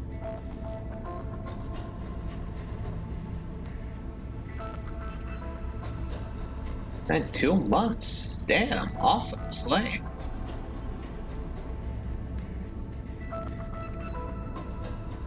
First step complete. We got docking approval, as expected. He raises his eyebrows, noticing something in your face. Keep it together, alright? You got this. I'm fine. Good. He turns back to the controls. You feel a punch on your shoulder, and you look across the cockpit to see a grinning Eugen. Chin up, sleeper. I'll keep you safe. He shoots a look at the back of Marco's head. No matter who comes for you. He winks and leans back in his seat. I think I'm starting to come around on the dude. There's a hollow rumble through the body of the freighter as Marco brings it into the dock. The noises of his draftier, more industrial ship drifter to those of your rig, and you haven't quite gotten used to them yet. A squawk of noise over the comms sends Marco scrabbling at the controls to submit the docking code he was sent just moments before. There's an agonizing wait and then a chirp as the code is accepted. The freighter is docked. Alright, let me go out first. Talk to the dockers, start the unloading. He unclips from his seat. Then you're good to go. Okay, I'll wait. Marco nods. Alright, hold fast. And he glides out of the cockpit without waiting for a response. You hold your nerve, looking out at the flickering lights and distant traffic. The airlock clunks open and closed again. Time drags on. You turn your attention to the job ahead. Seeing it stretched out in front of you, Darkseid seems impossibly vast. Too vast to find a specific person. But just to find the type of person, someone unhappy with Tsubo's gains, ready to risk their life to change this place, and push to a point of desperation or anger. That might be a lot more too. But first you must understand Tsubo. See how they run this place, where they meet, what they're talking about. Find where Tsubo is weakest. Find where they can be broken. And think about the pressure that might be applied, not just by you, but by all of Darkseid. Eugene absent-mindedly spins a metal bottle in the air. First one way, then the other. The slap of metal on his hand echoing through the cockpit with each catch. Let him do it. The airlock cycles once more, and moments later, Marco is in the cockpit, sweating beads on his brow. He takes a moment, his mood uncharacteristically flustered. Well, I bent the truth a little there, but I think we're good. He runs a hand over his hair, slicking it back into place. Luckily, I had a lot of practice lying to dock workers. He gives you all a wink. They'll begin unloading later this cycle, and they won't be in a rush, he smiles. We have our time, as promised. But the sudden interjection evaporates any relief you're feeling. Tsubo are watching these docks. That I know for sure. For now, we are just another freighter, but all our coming and going, that could be a problem. He turns to you. We can try to disable their monitor, or just get the job done before it becomes an issue. I'll take a look. Marco nods. Sure you will. Either way, we need to get on with that. We need to get on with what we are doing. Marco folds his arms. But Tsubo are everywhere, and we need to understand them, to know what is happening inside their organization. Slip under the skin, find out how they work. This is what I recommend. Now, Sleeper, it is your turn to lead. Tell us where to begin. You feel the attention, the pressure shift to you. Time to find some allies. Time to find Tsubo's weakness. Time to stop running. And to resist.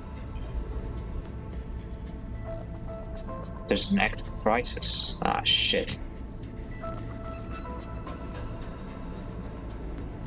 Holy shit. Well, not the whole city, but like a large part of the city is just straight up available to me.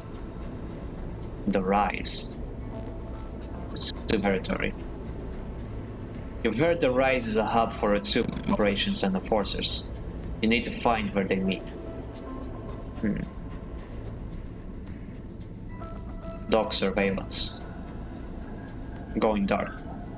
With the Tsubo monitoring the docks, there's only a certain amount of time before they find you, unless you blind them.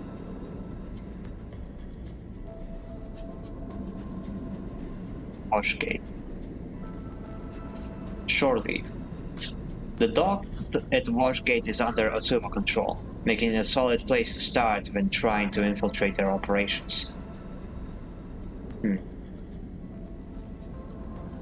I do feel like we need to take care of the surveillance first. I'm the only one equipped to make these rooms, damn it. Cut connections. The fastest and crudest way to disable surveillance is to cut wires until it goes offline. But which to cut? Like surveillance. The Otsubo surveillance uses the dock's layered network. With some careful and delicate work, it could be disabled completely.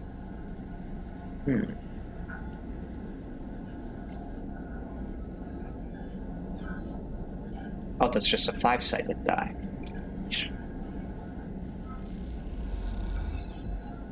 Okay, that's a +2. And this is a +2 as well. Okay. The surveillance is always going to be the better option. I have to do that at a time. Washgate.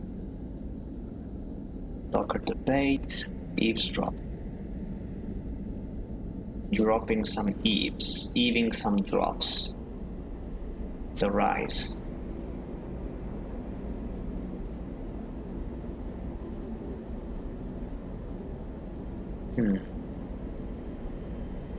Got really good rolls for this one. But Eugen is... Oh my gosh, Eugen is useless. Okay, maybe we should start with this place. I'll see you coming, alright. Ooh, +3, nice. I'll never see it coming. 75%, come on.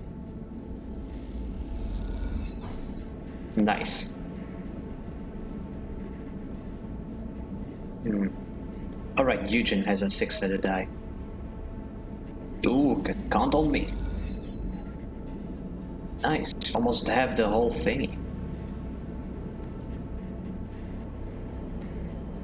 And over here... No, nowhere to use his 4-sided die. Die.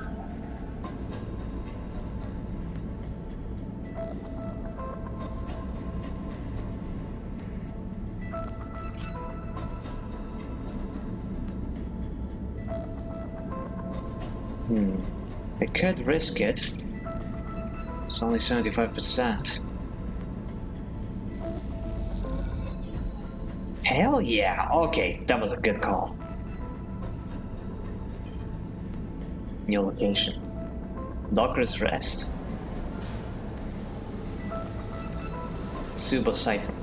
Many of the Dockers are members of Otsubo, making this bar the perfect place to score an ID cipher.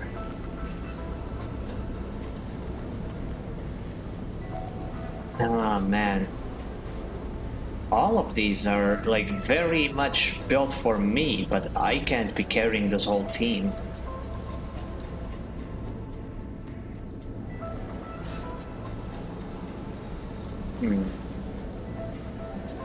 Well, let's use a push. Thank you, game, for turning my 2-sided die into a 2-sided die. Thank you. Very cool. Love it. Ah, fuck it, I'm just gonna take a nap.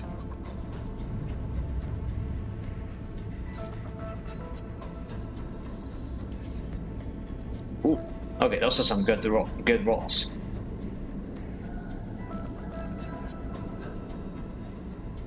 Okay, let's disable the surveillance. Or keep disabling the surveillance.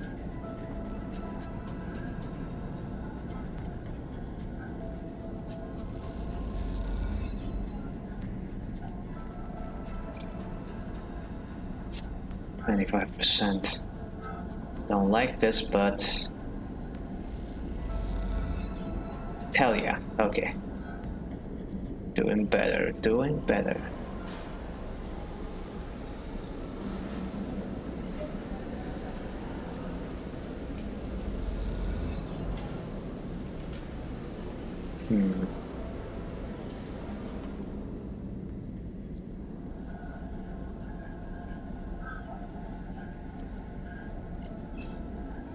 How about Eugene? I don't care that you're not proficient in this. You're gonna take some stress, or you're gonna not take some stress. We'll see. Nice. Okay.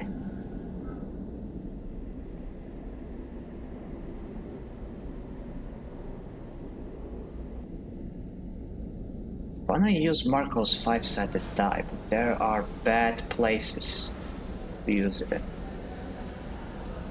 50% positive, 50% neutral. Baby. Oh, hell yeah. +3.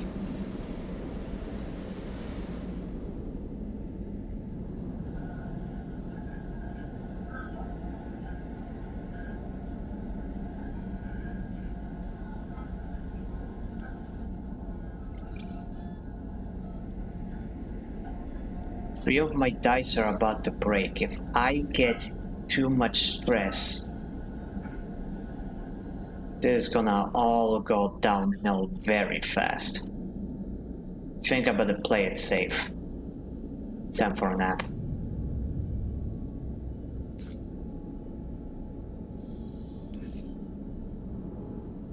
Okay, good dice, very good dice. The dice gods are smiling upon me today. What about this one?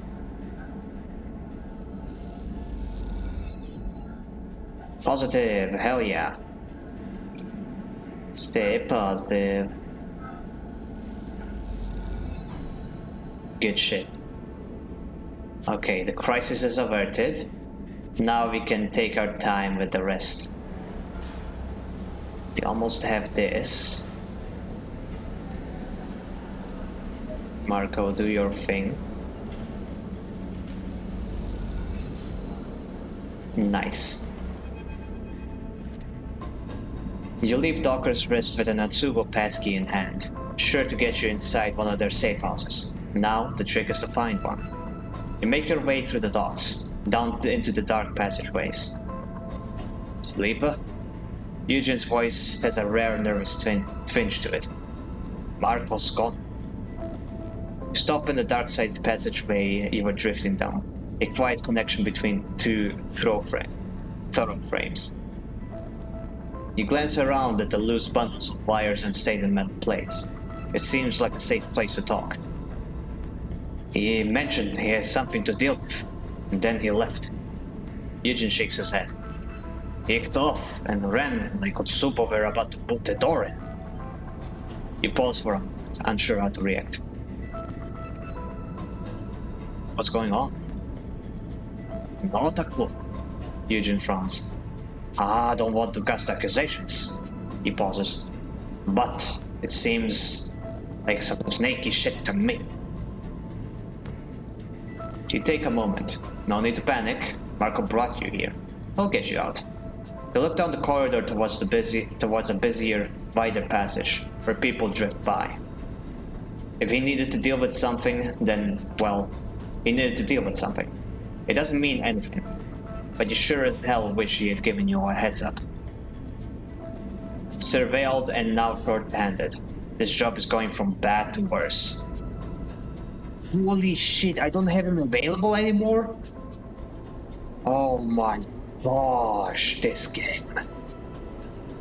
This game really knows how to make me stressed. Oh lord. The heck, Atsuba comms. 100% positive. +2. This one gives me also +2. Okay, doesn't matter which. Eugene. 50% chance. Wait, no 50, not 50, 75%. Is there nowhere else for me to use the roll? No, there is not. Wait, is there anything I can do on the freighter? No. It's not the rig, there's nothing for me to do there, except for ending the cycle.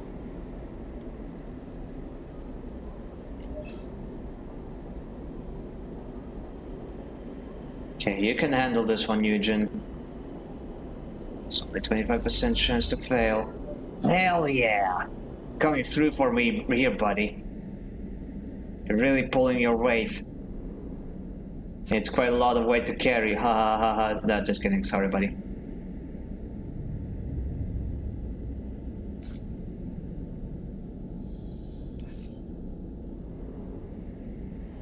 Oh man, I don't like these rolls though.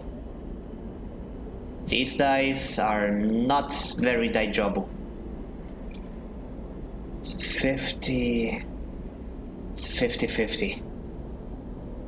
Ah, fuck. This game is long. Bro, you only saw 2 of my streams playing this, but yeah, it is long. The first one was very long. I think that was like 10 plus streams. And this one is so much bigger. It's gonna take me quite a while to finish this game. Like, we don't even have an end in sight. That's how big this game is.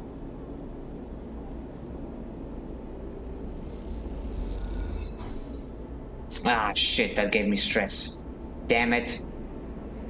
I saw more, but fair enough.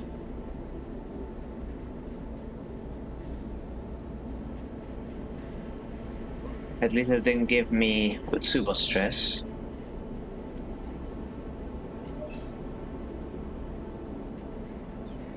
I'm not gonna trust him to do something, okay? You probably just smacked the console around. Checking forces might be more his speed, even though the chance is literally the same.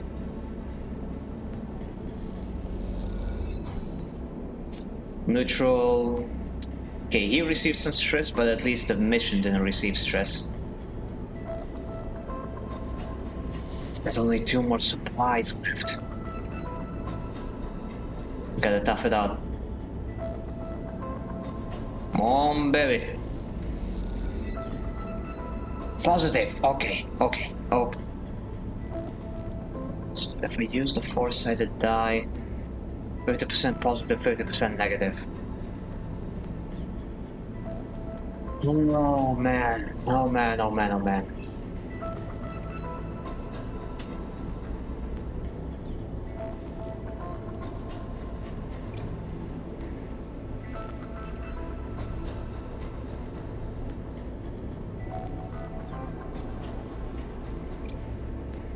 To risk it.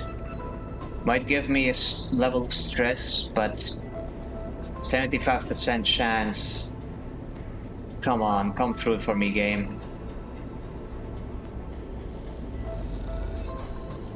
Phew. Okay, gave me some stress, but it could have been worse. He got the objective. Tsubo entry. Unlock entrance. A simple door leads down into what you suspect is an Atsubo safe house. All you need is a passkey cipher to enter. Thankfully, we have just that. Unstable cipher. Decaying passcode will be erased at the end of the contract.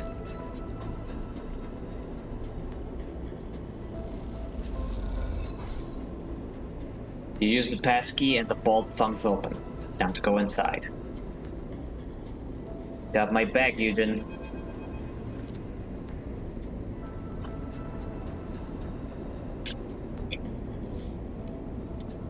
The unmarked door slides open as you use the cipher. Beyond it, a dark tunnel descends, its roof a mess of bundled tubes and wires. Entering, you see a flickering light at its far end, and hear the soft echo of raised voices. Eugen pats you on the shoulder. Into the snake's nest, he grins darkly. Let's see what they are plotting. You drift down the tunnel, keeping your limbs clear of the sides.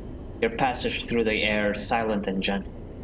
You focus on the flickering light, the sound of the voices growing ever louder. As you descend through the tunnel, you notice a small dark doorway, leading off before the tunnel reaches the bottom. You slow yourself gently, fingertips grazing the metal walls on either side. Glancing through, you see the doorway leads out onto a framework balcony, high on the wall of some dark room. You glance down to the bottom of the tunnel and hear the voices rising in volume. Here. Eugene nods at the balcony. Let's keep to the shadows. You come out onto the balcony overlooking a dark, cavernous room, lit in patches but with a bright area at the far end. It is filled with people, two enforcers and members, all facing forward, their floating bodies silhouetted by the pool of bright light ahead. And in that bright pool, two figures are arguing. You come to the edge of the balcony, a feeling of safety granted to you by both your elevation and the cover of darkness. Below, the entire room has its attention focused on the two figures in the pool of light. The watching audience keeping the dark perimeter as if they were observing a piece of theater. You feel Eugene arrive beside you, his attention, like yours, on the scene below. Oren. Burly Utsubo ordered. These are my territories. You'll need to withdraw. One figure, their features hard to define in the pool of light, gesture at the other. There is no discussion to be had.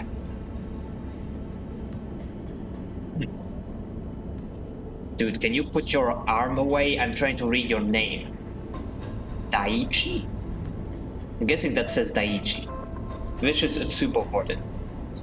The other figure laughs. They are pathetic, Oren. The Watch Gate is a joke, like you. He turns to the crowd. He turns to the crowd, and you see dark hair, dark eyes, and a smile like a slit. The dark-haired figure addresses the gathered crowd. Oren makes nothing from the Wash Gate.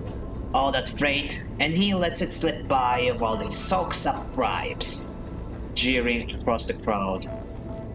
He is stealing from you all. Daichi, you piece of shit. Oren spits, a glinting orb whizzing past the other man. You have no respect. A few of the crowd enter the light, gathering behind one figure or the other. Barely more than an enforcer, and already dictating terms. If you had any idea what was happening in the passages, you'd know we've been facing sabotage and resistance across the Wash Gate. Oren shakes his head. Utsuba's patrol is under question. Sabotage and resistance. You quietly log the remark in your mind. Those are the people you have to find. Daichi smirks in response. I still know how it is in the pathogens, but you are getting soft, Oren. He glances around. You can't deal with some angry shovelers. You have a show. He makes a show of his mocking laugh. It's easy to mock, but they are organized, and I am close to reading out their meeting places. Oren folds his arms. You wouldn't know where to start looking. If you say so, old man. In the end, it's only a matter of time before someone ambitious notices how weak you have become. Daichi draws a finger across his throat with a grin. Oh, there come the ads. 5 minutes from now. The room erupts in shouts. Both sides call out insults, while others from the crowd air their own problems. Some drifting into the light to heckle Daichi and Oren directly. Silence! A voice cuts through the room, raised above all others. The noise drops. You lean forward for a better view. Oh, shit! No! What? The man got super dead. Are you kidding me?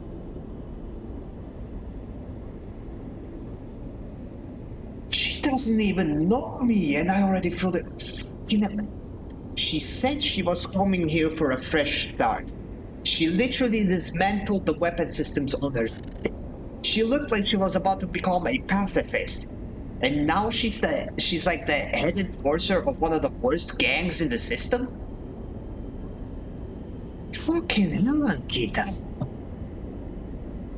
Damn it. Here I was so excited to see her again, and oh man. This is bad. Okay, maybe it's better. Maybe she's some kind of spy or something, who knows? Oh man. Commanding Utsugo Lieutenant. Shit. A woman holds up her muscle dumps in the air. A wide, strong posture of control, not surrender. Both of you. She shakes her head, her long braids snaking through the air as she does. Enough. This is not how we do things. The chaos is replaced by a disgruntled muttering. Not one voice willing to rise above the murmur. Daichi floats to one side, arms fully folded, while Oren fumes opposite of him, his hands tight fists. So, this is how the Starbuck conducts its business. She shoots a hard look around the room. Animals, fighting over scraps. Ankita, Oren eyes Daichi as he speaks. Daichi is the one disrespecting the leadership and the trust they have placed in. I've said enough. Your weakness does not impress me, Oren. She turns to Daichi. And neither does your petulance, Daichi. Watch who you're calling weak, Ankita. Oren narrows his eyes.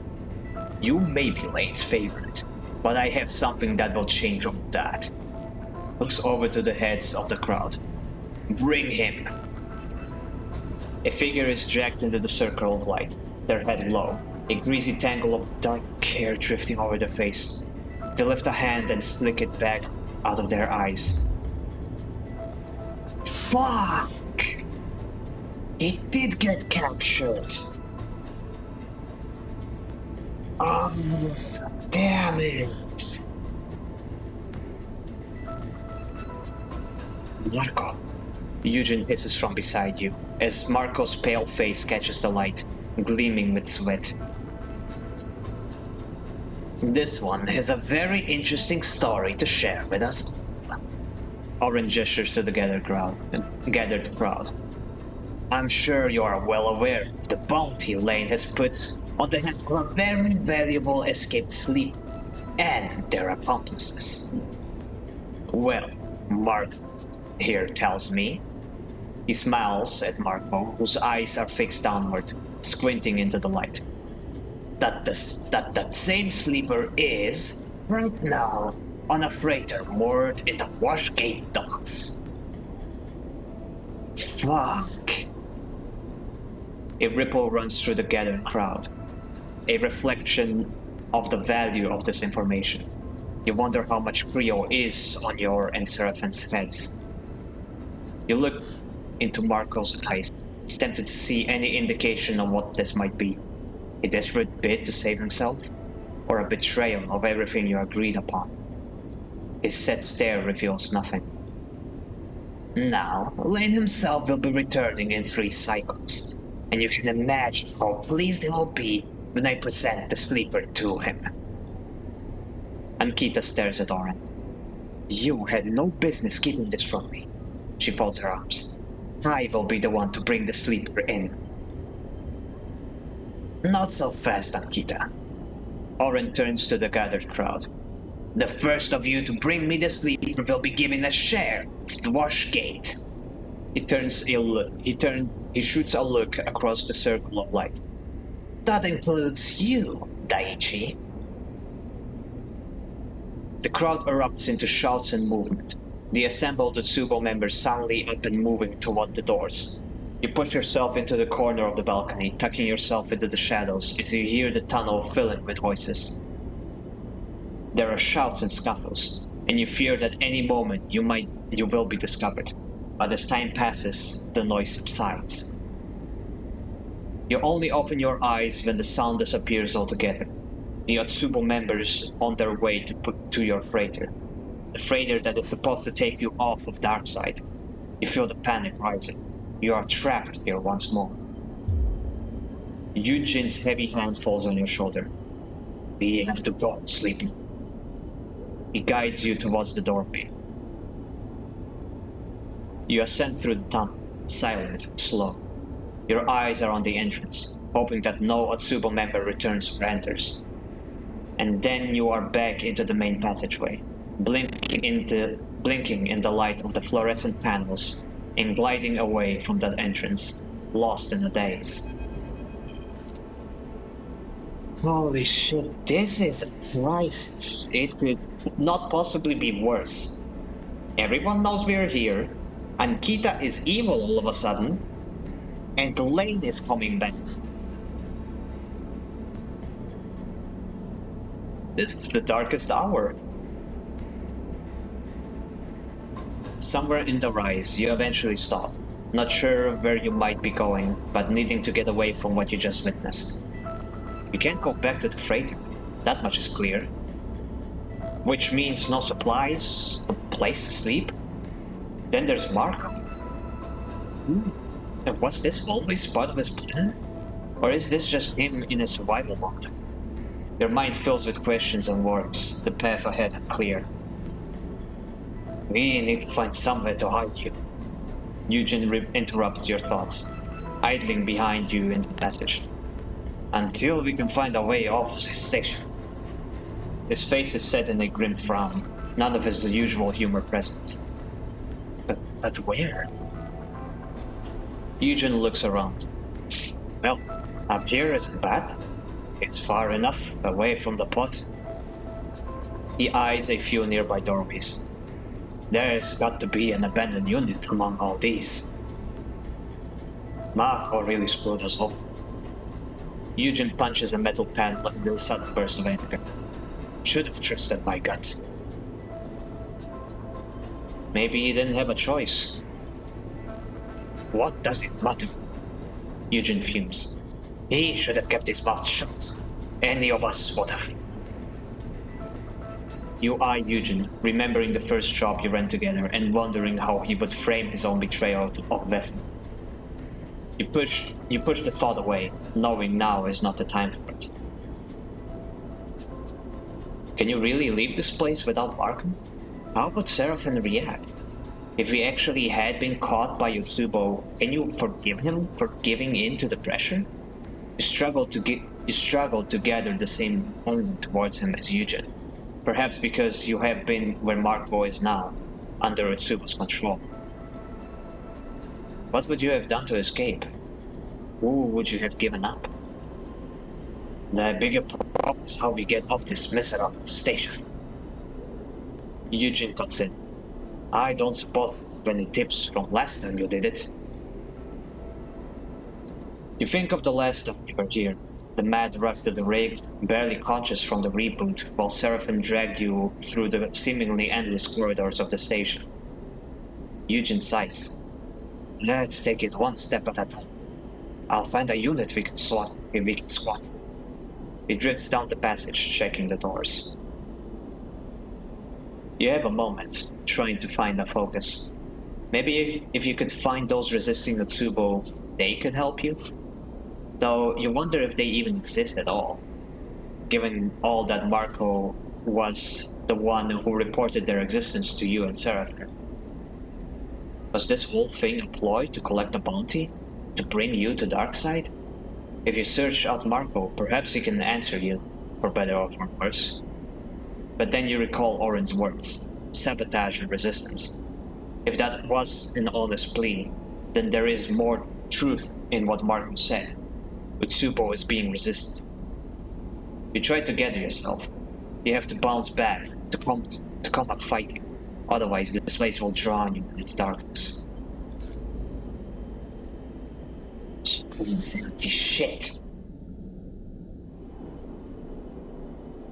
Abandoned unit.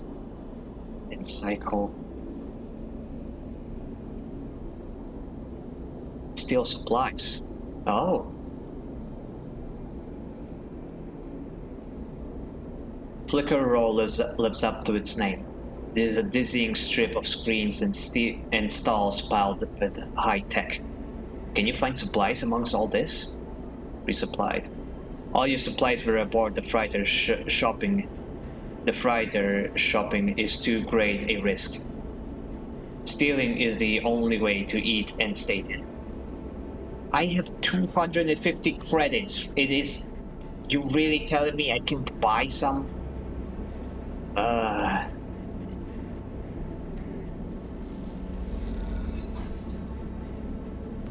Oh my gosh, I need to actually...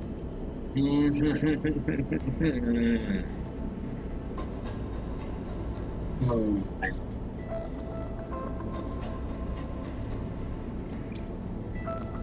75%, come on, come on. Phew, okay. Seems I'm gonna have to spend one night without supplies.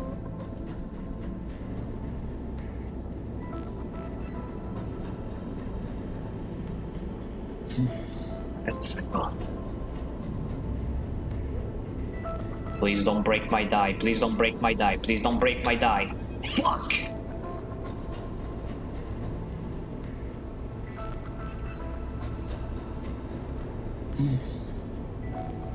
You awaken the cold of the abandoned unit to an unsettling quiet. The air cyclers whine. The heat diffusers hum. But nothing around you breathes. You are alone.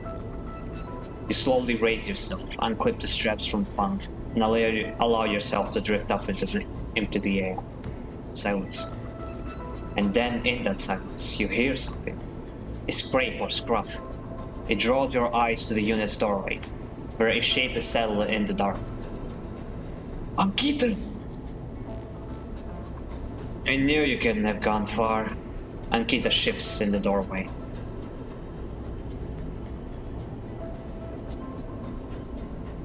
Fucking hell. Rush her. I could do that, but... Oh, man. Oh, shit.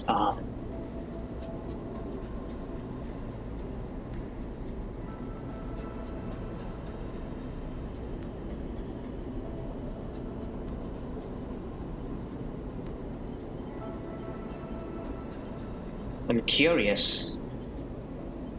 I'm curious what could happen. Either way, what could happen. Ooh. Oh man.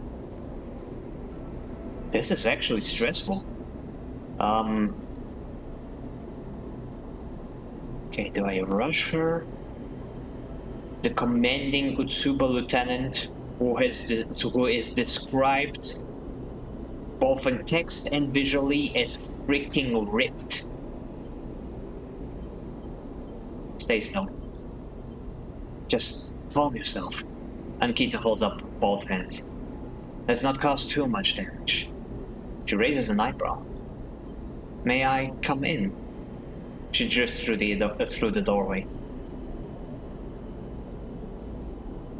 We don't need extra attention.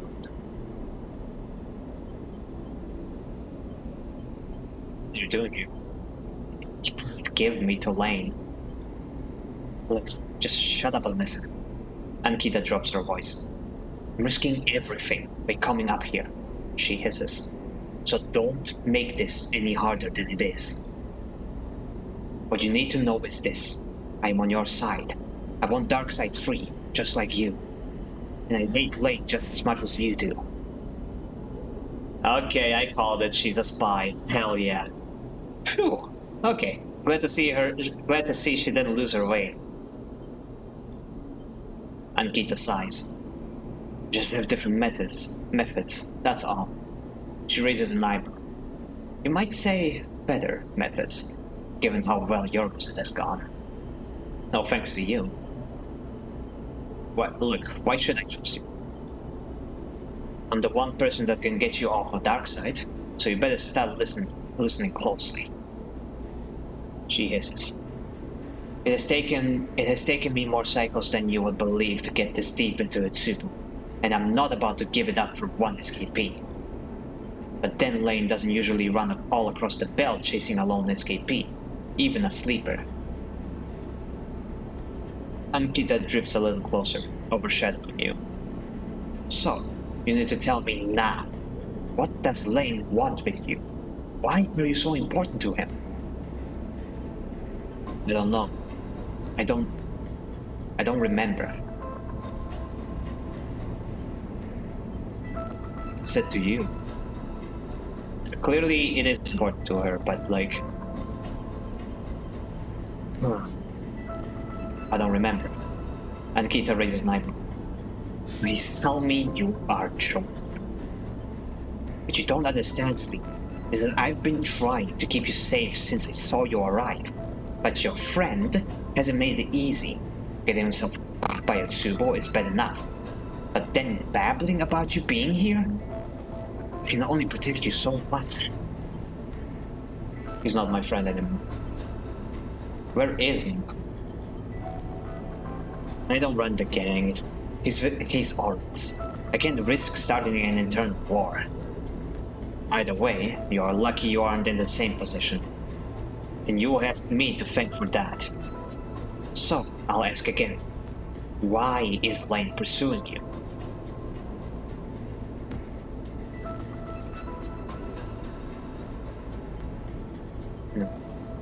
Explain that you see a Lane in your mind. Explain that your frame is changing.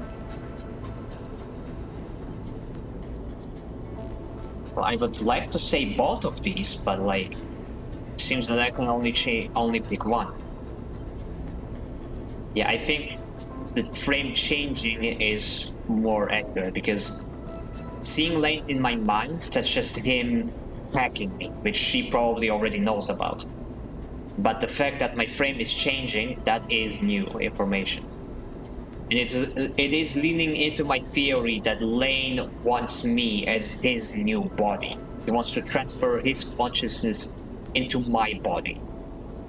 An immortal synthetic being, which has already overcome its dependence on stabilizer. Explain that your frame is changing. Ankita looks away in thought as you explain. She waits for you to finish. None of this makes any sense. But there's no way I'm letting Lane get his prize. Not until we understand more. She gives you a hard look. I can get you out, but I need a couple of cycles. And I need you to do something for me. You need to take this with you, off station. She produces a thumbnail drive and this is everything I've managed to scrape from within Tsubo. The key to challenging Lane in one is on there. I know it. Take it to Oliveira. It's tucked away in a crater, in the shoals, that massive debris field beyond the hall. You give it to Carmen. No one else. Ah, okay. But yeah, now that I'm thinking back, it probably would have been better if I took Bliss with me, because Ankita would recognize Bliss immediately. Ankita presses the drive into your palm and closes your hand around it. No one but Carmen, you understand? Lane's rise has been cruel. He has split too much blood. When I'm ready, I will make him pay for that. But Carmen needs to analyze what I've got on him. To find the right place and moment to strike. Ankita meets your eye.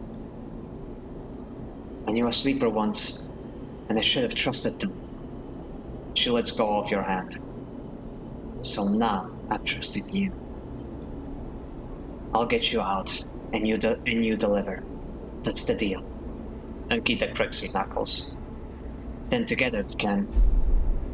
Ankita spins sideways, slamming into the wall of the unit with a grunt. A few small globes of red liquid glitter in the air. Oh, Eugen. One sleeper. Eugen flexes the fist. The fist he just hit Ankita with. I've got him. A shrill whine draws both of you and Eugen's attention to Ankita. She's holding a boxy pistol at her waist, its sides blinking with a pale indicator light. You haven't got shit. Ankita reaches up and wipes a little blood from her temple, her eyes not leaving Eugen. One hell of a way to join the conversation, she winces. Especially when I came to save you, clowns. Eugen looks at you questioningly, his guard still up. Ankita is on our side. It's a long story. She's on our side. Are you sure about that, Sleeper? Eugen shoots her a sideways glance. Last thing I saw, she most definitely wasn't. I have to go, Sleeper. She glances between the two of you. You explain this whole mess to your friend if you want, but I won't be here when you do it. 2 cycles. Be ready to leave. She backs out of the unit. When Lane comes back, you go out. Neither of us wants him to win here. And, piece of advice, forget Mark. Keep your head down and wait for me. She raises a finger. You need supplies? Steal them in Flicker's room. Otherwise, keep to yourself. She gives you a hard look and slips out of the unit. Phew. Alright then. Flicker row. Yeah, we need the supplies. Really shitty dice rolls. Eugene, are you kidding me? 50% positive. Okay, we should be able to do this. Nice. Positive outcome. I have my supplies back, so I can now just survive. Gotta wait for 2 turns. What about the rise? Finding Marco. The rise is the last place you saw Marco. To find him, this is the place to look. But after his betrayal, you may not want to try. Ah, man. I just have this feeling that Seraphin will not forgive me if I don't find him.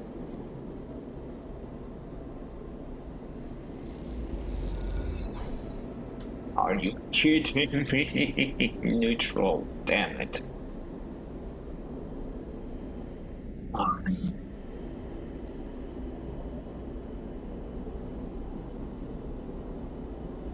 It's cycle.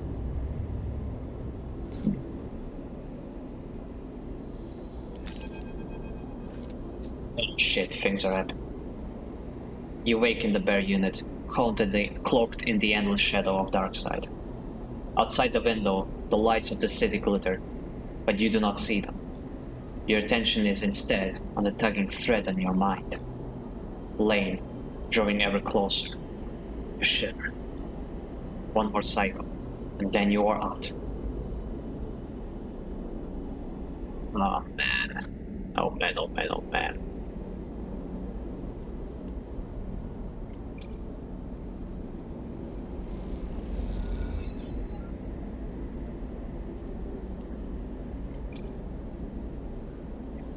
Is for a negative. Not a good idea to risk it.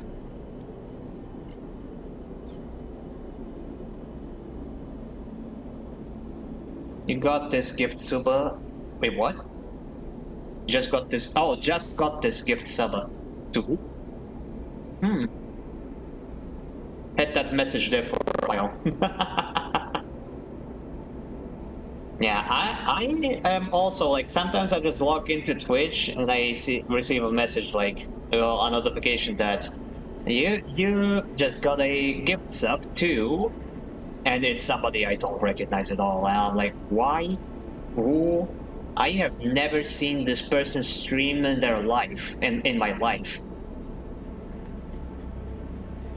But sometimes it leads to happy little accident. Oh, I just realized 2 of my dice are dead. Oh my gosh, I am so screwed. I'm sorry, but there's no way I can find Marco.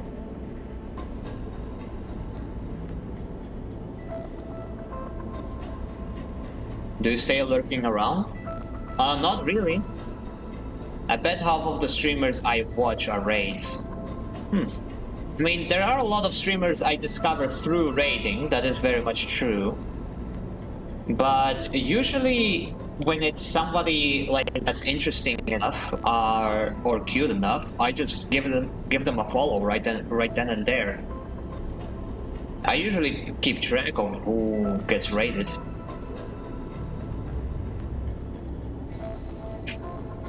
Okay, final cycle. City of Darkness. Make it through Darkside Recon without getting caught. You rise from your berth, slowly coming to your senses. This is it. The final cycle of the Dark Fight.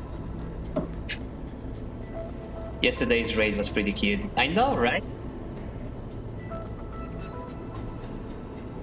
They were a super cute streamer. Okay. Your thoughts jump to Mark somewhere else on the sprawling metropolis, rising from his old berth to greet another dark day. He betrayed you. He did what he had to. You wish things had turned out differently. He got unlucky, and he did what he had to stay alive. You know what it's like, but it won't help him to dwell on that fact. Instead, you wait, your eyes fixed on the door, willing Ankita to arrive and end this. After some time, she does appear. You take it out. Lane is back on Darkside. We have to go now. Ankita looks tired and angry. You won't have another chance. Come with me, quickly, and quietly. She turns and pushes out into the corridor. Eugene gives you a look. It is about time. Ankita leads you across Darkside, not stopping to look back. The lights and passages flash by, but you barely notice them. All eyes are fixed ahead, on the way out.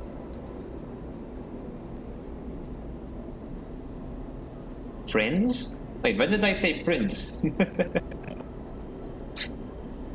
At some distant part of the station, Ankita stops at the docking bridge. A small freighter visible through the viewing window. She slaps the door release and it slides open.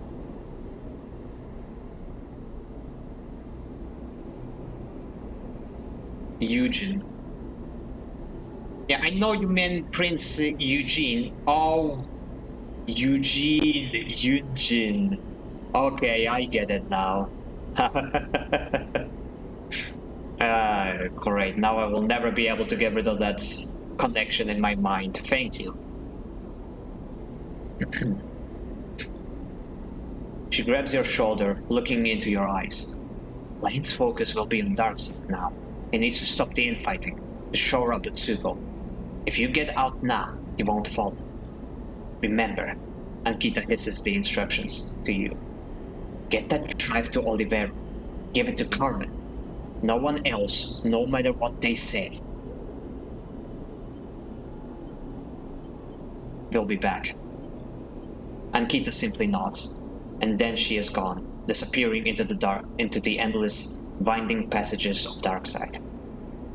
You drift gingerly down the docking tunnel, which leads into the cold and sparse cargo bay of the ship. Once you are inside, there is a hiss and the door scissors shut. For a moment you panic, seeing no exit, no other doors, just a metal-walled bay. Is this a trap? But the engines rumble to life, and you give in to your exhaustion. If Ankita has tricked you, at least you are leaving this place behind. And then you feel it, cold fingers reaching into your mind. You so close. Lane's voice in your ear. You are here. A rustling, a shifting. I can't quite place you. Can't quite put my finger on you, sleeper. But I know you are dead. What were you doing here? Hoping to confront me, perhaps? Or something else? A hiss. I'm right here, you coward. Come and find me. I'm not quite ready for you, sleeper. A flicker and a spasm. It's so soon, it will all be over. A tone begins, a shrill, indecipherable. Let me show you. The tone rises. Lane is in the bay of the freighter, the pull of constant acceleration, a confronting pressure against his chest. Lane looks around the bay, taking it in slowly. He inhales he inhales the stale air deeply. Lane feels power, feels pride. The sensation of control over another excites him. This is his desire. Lane lifts his right arm and turns into the air, it in the air, flexing his fingers in a satisfying wave. Something flickers at the corner of your vision, for a moment, and you strain to turn Lane's head. It does not turn, but you swear you see a figure there, in the bay with you. It opens its mouth, as if to speak, as if to scream. Then it is gone. A smile grows on Lane's face, a spreading tightness that is its own impulse. He raises one hand and uses it to grip the smallest finger of the other. A pause, then a sudden jerk. Lane snaps the finger back against the joint. His pain is instant, as is yours. It burns your vision away. When the white-hot blindness is faded, you look out on those same metal limbs. You hold the same finger in your hand. And as you release it, you see the crooked shape it has been bent into. A shiver runs through you, and you reach back into your own mind to see if any trace, any fragment of Lane remains there. You put your hand on your face and push, as if to push him out of your head. The ship continues on its starboard arc, away from Darkseid, away from Lane. But you can't help but feel that some part of him is still there, behind your eyes, concealed beneath the pain of that snapped finger. Holy, the dude. I think I'm becoming more and more convinced of my theory. He wants to become me. He wants to take over my body.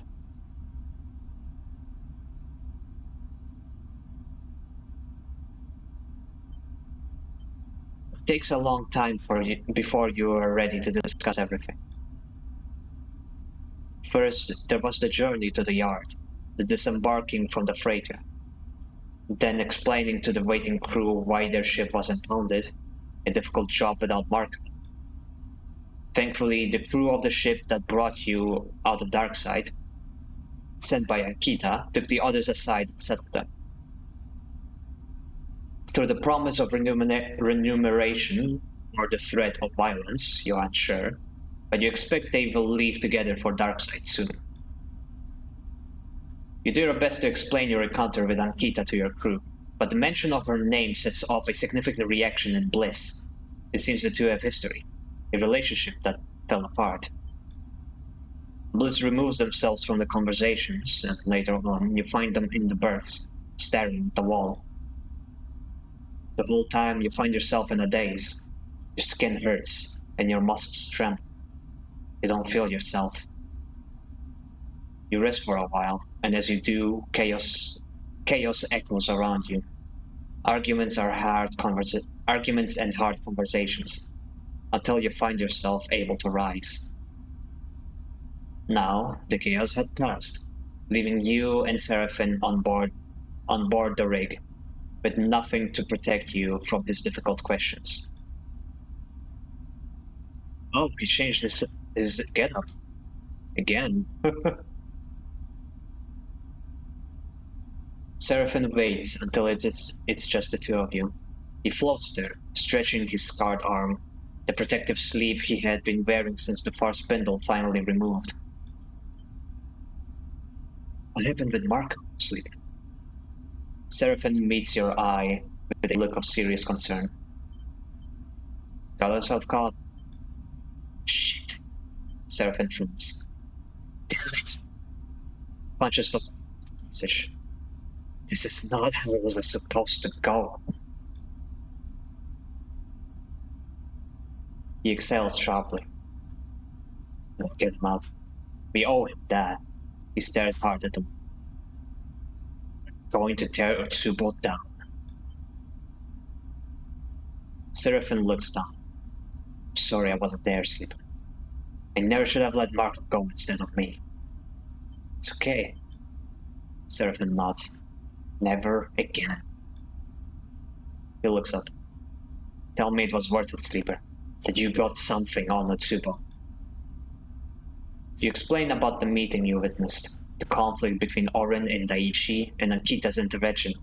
Explaining Ankita takes a little more effort, but you try to remember everything that happened. You explain Ankita's insistence that she was working against Darkseid, and how she got you off the station. You explain that Otsubo itself is coming apart with Lane absent, and that this will draw his focus away from the two of you.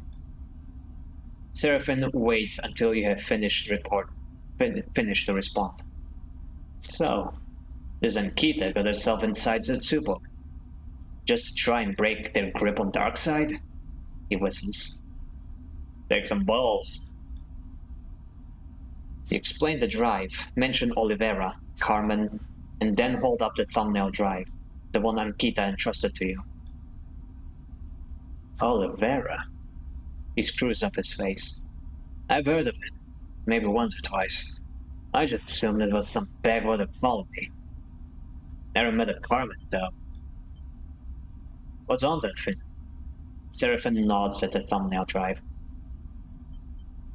She didn't say. Something incriminating? Incriminating for who? Seraphine raises an eyebrow. Lang makes a law on Darkseid.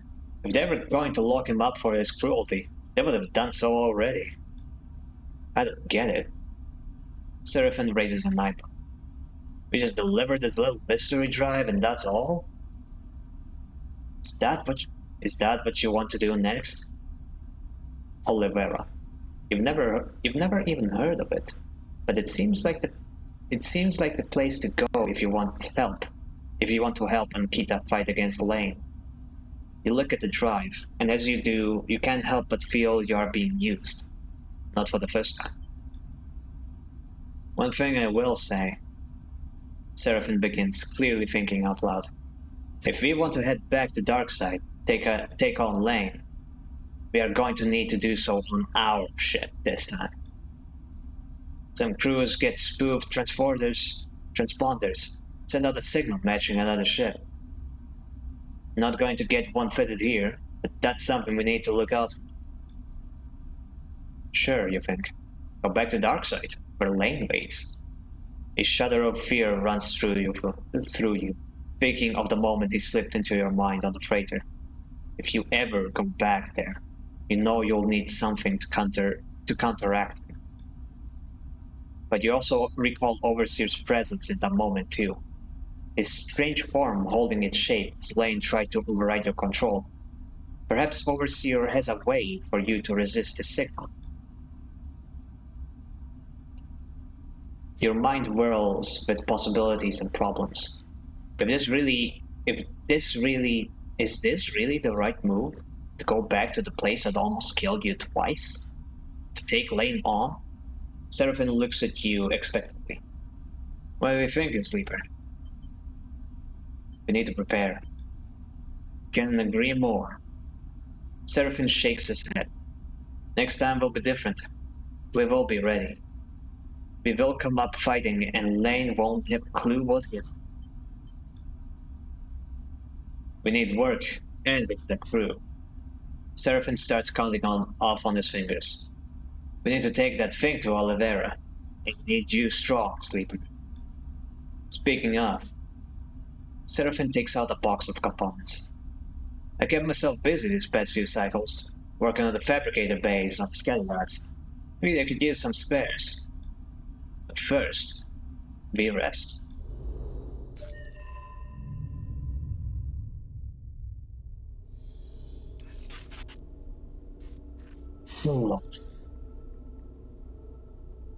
Okay then. We're back.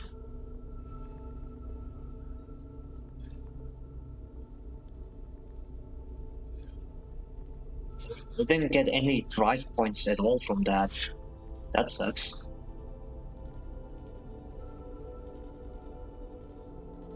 painting the rig. Contact Carmen. Spectrum.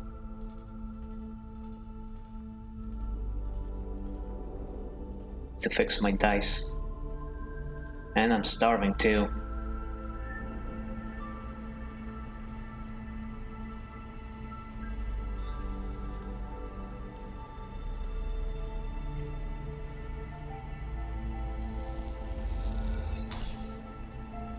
Hey, I forgot what happens if I have maximum glitch. Let me check the tutorial of the guide. Stress and dice help, drive upgrades push, glitch and glitch die. The current level of glitch is represented by the glitch clock to the right of your dice. You can have a maximum of 6. Glitch is a penalty you gain from repairing dice and from Lane's attempts to hack your system. Each glitch you gain will increase your chance of rolling a glitch die. Each time you roll a glitch die, you clear 1 level of glitch. Glitch die is yada yada yada. You will also gain permanent glitch, for example when breaking all your dice on the risky difficulty. Your number of permanent glitches is represented by in red on the glitch block to the right of your dice. You can have a maximum of 6. Permanent glitch is not expanded when a glitch die is rolled and cannot be fixed otherwise or otherwise removed. Okay, doesn't look like I can get a... But nah, I'm not gonna risk it. Let's just get some food. And do some work. Some busy work.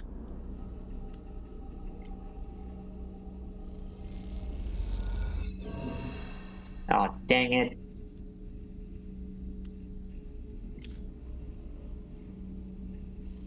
Well, where else am I gonna use these?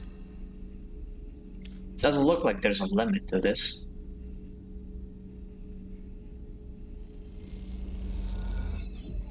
Awesome! At least one of those worked out. Well, time for a nap. You guys scavenge for food.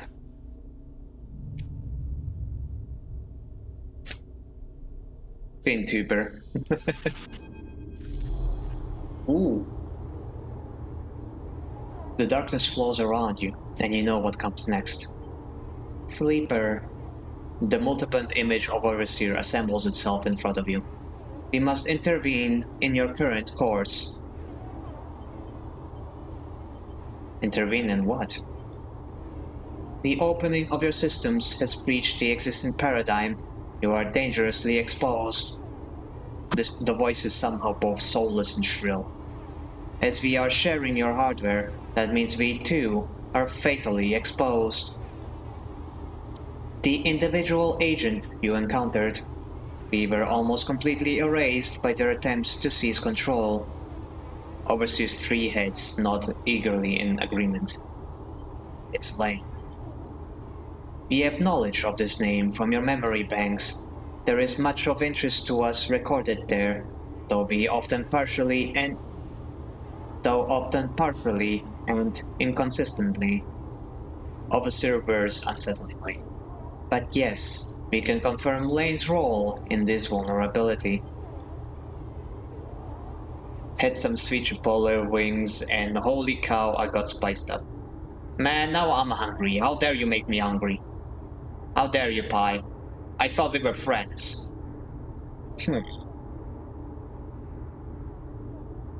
It is our understanding that the assumptions of inevitability is incorrect.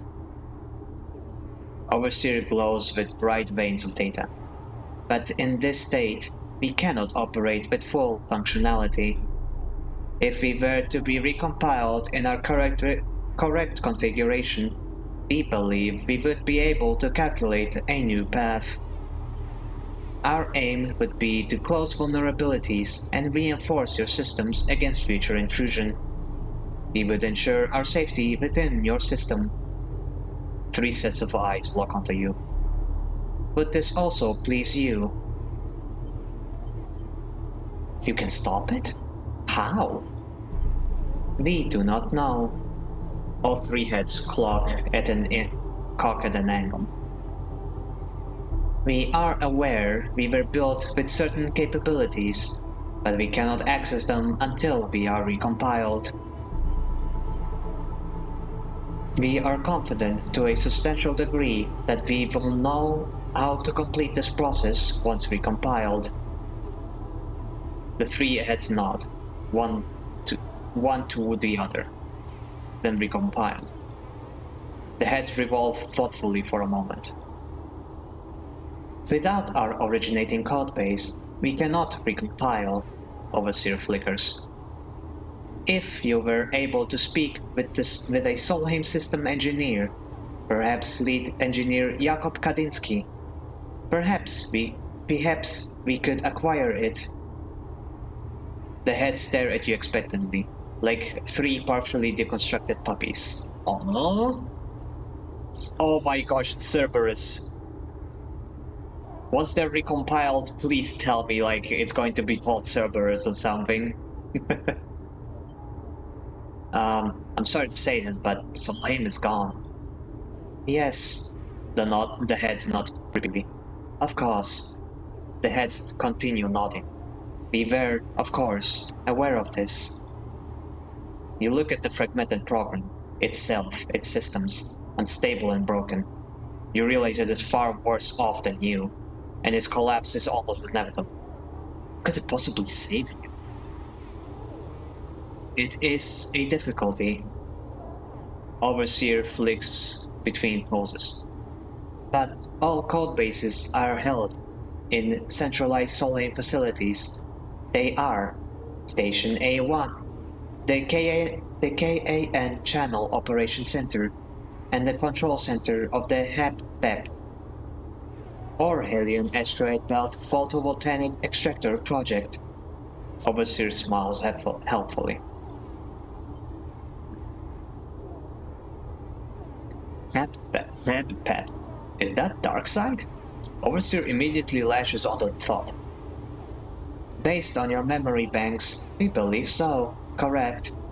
It occurs to you that this entire conversation is happening within your head. This an unsettling feeling. I can't go back to Darkseid. Correct. It would be inadvisable without precaution. Overseer chirps brightly. We understand that the individual seeking to override you is also stationed in the HEP-PEP itself. Overseer's three heads separate and turn inward as if in conference. The shattered heads turn simultaneously, unsettling in directness with which they address you. But if you could access the HEP-PEP mainframe without making yourself known, we could reconstruct ourselves and gain the ability to reconstruct you. Theoretically, one of the heads adds. Theoretically, the other two heads confirm. Would that protect me from Lane? Theoretically, the heads confirm again. The reassurance of a delusional Solheim protocol are barely reassuring. But if Overseer is correct, this may be your only option. We feel your doubt, but we must impress on you the importance of this. Please. Overseer's eyes flash, all six of them. If not for your sake, then for ours. If you cannot find your way to the HEP-PEP before encountering this lane, you will surely be overridden, and we would also share your fate. The heads rotate. We would not like this to happen. You sigh, exhausted from the conversation. Overseer gets the message. We will leave you to recharge, but please consider the path ahead. You come back to the ragged paneling of the bunks. Somewhere behind your left eye, the ache begins. You envy Overseer for its lack of a body and the pain it causes.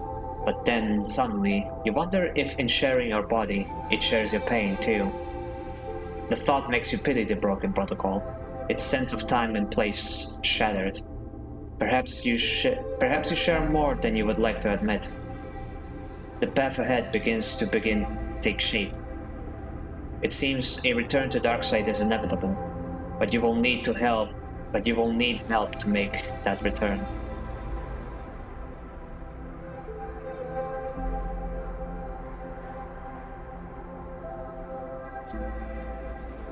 Hmm.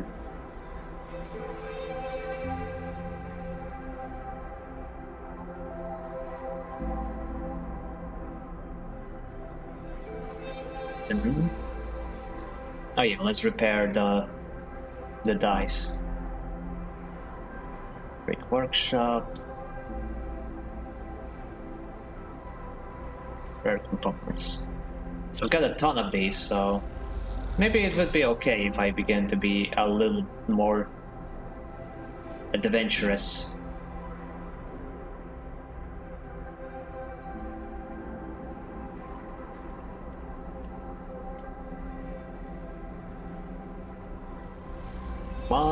Baby. Ah, dang it. Negative. Oh, nowhere else to use my dice. Adventurous finish. Careful why you say that. Sounds a bit fishy.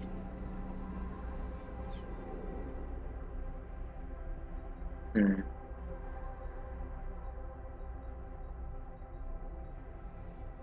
Okay, time to travel. Okay, now let me see all of the contracts we have. Contact Carmen, alien dispatchers, help Nemba, investigate export, repaint the rig.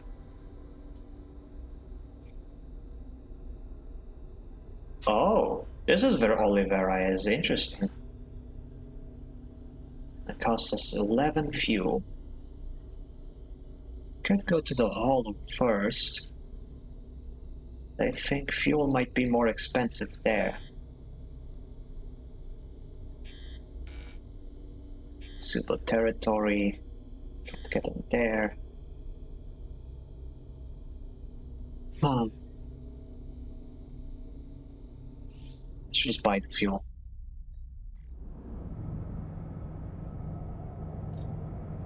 Yeah, fuel is super cheap here, it seems. Only costs 4 credits here.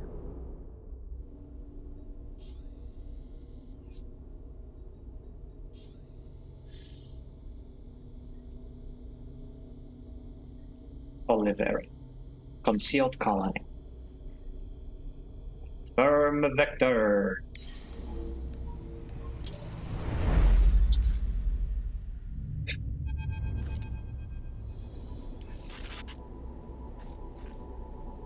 You find Olivera exactly where Ankita said it would be.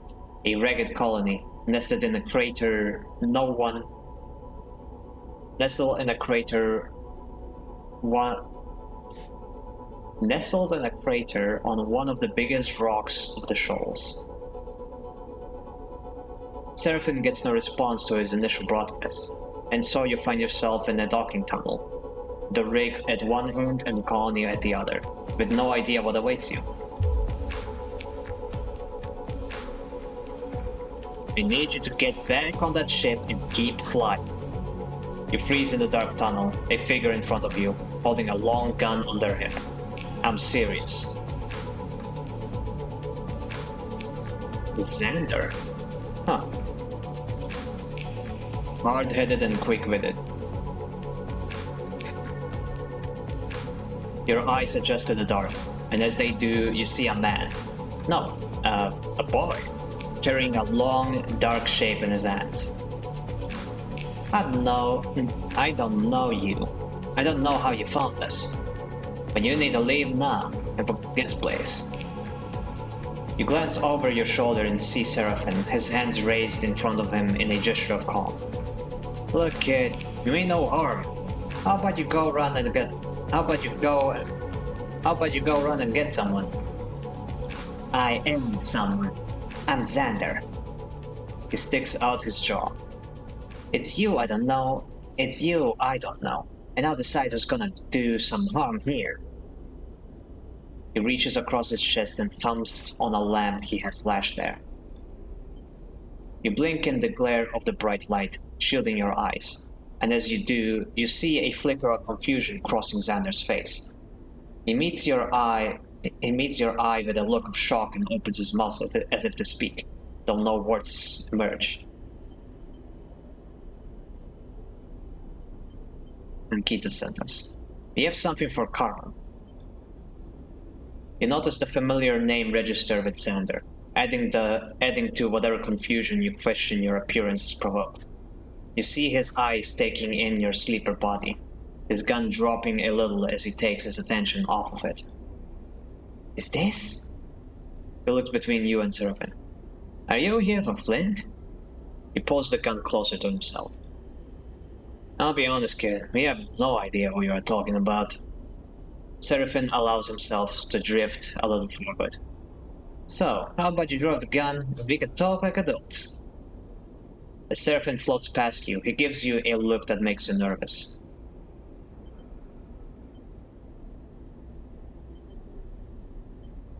Let's all just stay. Cadence. Young Olivera colonist. Xander. The voice echoes along the docking bridge. Xander, what are you doing? A figure appears at the end of the bridge behind Xander. A young woman clearly older than the boy in front of you. From these two trying to sneak in, Cadence. Xander keeps his eyes on you and Seraphin as he speaks. Saboteurs, maybe? Was about to send them on their way, Xander grins. Is she a reference to Necrodancer? She looks a bit like her, I think. Is there a character named Cadence in Necrodancer? Man, I need to play Necrodancer one day. I heard a lot about the game, but somehow it lost the relevance by the time I was in a position to actually get it. I heard that it even has like DLCs and stuff. I should really look it up. Isn't there a sequel too?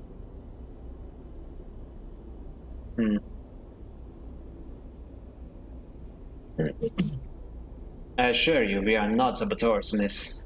Seraphin smiles at Cadence. Cadence sighs and glides towards Xander. Stop messing around with that welder. That was a freaking welder! Man, he didn't even have a gun. Cadence of Hyrule? The Zelda one is good. Oh, okay. She snatches the gun out of Xander's hands. She does. Both you and Seraphin reflexively flinch. Cadence looks at the both of you with raised eyebrows, turns the gun so you see it better. You notice the fuel tank and the welding muzzle. It probably has an effective range of less than half a foot. Seraphin looks at Xander and rolls his eyes. Seriously? Cadence lowers the welder to her side and turns to Xander. Now's not the time. We just got an emergency broadcast from Carmen and Flint. Something's happened. Xander's attitude changes immediately. He turns to face Cadence, putting his back to you, as if you had just disappeared completely. What do you mean something happened? No. They went quiet in the shoals. All we got was a distress signal. Cadence raised hands reassuringly. Don't get excited, they probably just had a technical fault on the ship. But we should check in anyway. We have to go get them. Xander grabs the welder back and slings it over his shoulder. In what way, Xander? Cadence sighs. They took our only functioning ship. The tender tide's still in pieces in the hangar. Seraphin gives you a nudge and nods towards Cadence and Xander. This is your chance. We have a ship. Wink wink, nudge nudge. Xander wheels around in the tunnels, squinting at you in thought. Seraphin moves past you, approaching them. We need to see Carmen. And it seems that Carmen needs our help. He looks between the two of them. So, how about we stop messing around in this dingly tunnel and go get your friend? Xander turns back to Cadence. Then? Really? He rolls his eyes. We're not the only people on Olivera. There must be other ships. You want to go looking? They're here now. Cadence looks at Seraphim. And they're generously offering to help. She smiles sheepishly. Fine, but I'm coming with you. Fine by us. Seraphim shakes his head and looks at you. Come on then. You both turn and head back into the ship, Seraphim whispering as you do. What kind of backwater is a kid that sent us into? He sighs. That kid thinks he's some kind of sheriff. Not used to visitors, I guess. Just a kid. Yeah, kid with heavy industrial equipment. What are we talking about? Xander catches up with you and Seraphim. His mood seems buoyed by the prospect of boarding a ship. You wonder how often he gets to leave Olivera. You. Olivera. Oh, you haven't seen the half of it, Xander winks. Wait up. You turn back to see Cadence guiding up the tunnel. I changed my mind. I'm coming too. Give me a minute to grab some supplies. She glances at Xander. Just in case. Seraphim cuts in.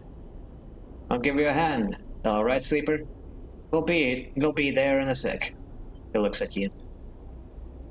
You pause, but Seraphim doesn't seem to be waiting for confirmation, as he and Cadence head back into the dock. You're slightly thrown off by his eagerness to be helpful. This is the first time you've actually seen him be welcoming to anyone coming on board the rig. Then you get to the cockpit. You notice Xander looking wide-eyed at the consoles and switches. Oh shit, he grins. After a short wait, Cadence and Seraphim come back into the cockpit. All loaded up. Seraphim pats Xander on the shoulder. Might want to strap in, kid. Xander and Cadence find a place to settle as Seraphim buckles himself into the flight seat. Alright, he turns to Xander. Sure, it's better go. Wait, we're already... I didn't even have a chance to stock up on supplies, are you kidding me? What the hell with you? Oh, never mind, they gave me supplies, okay. Phew. Okay, I was about to go so mad.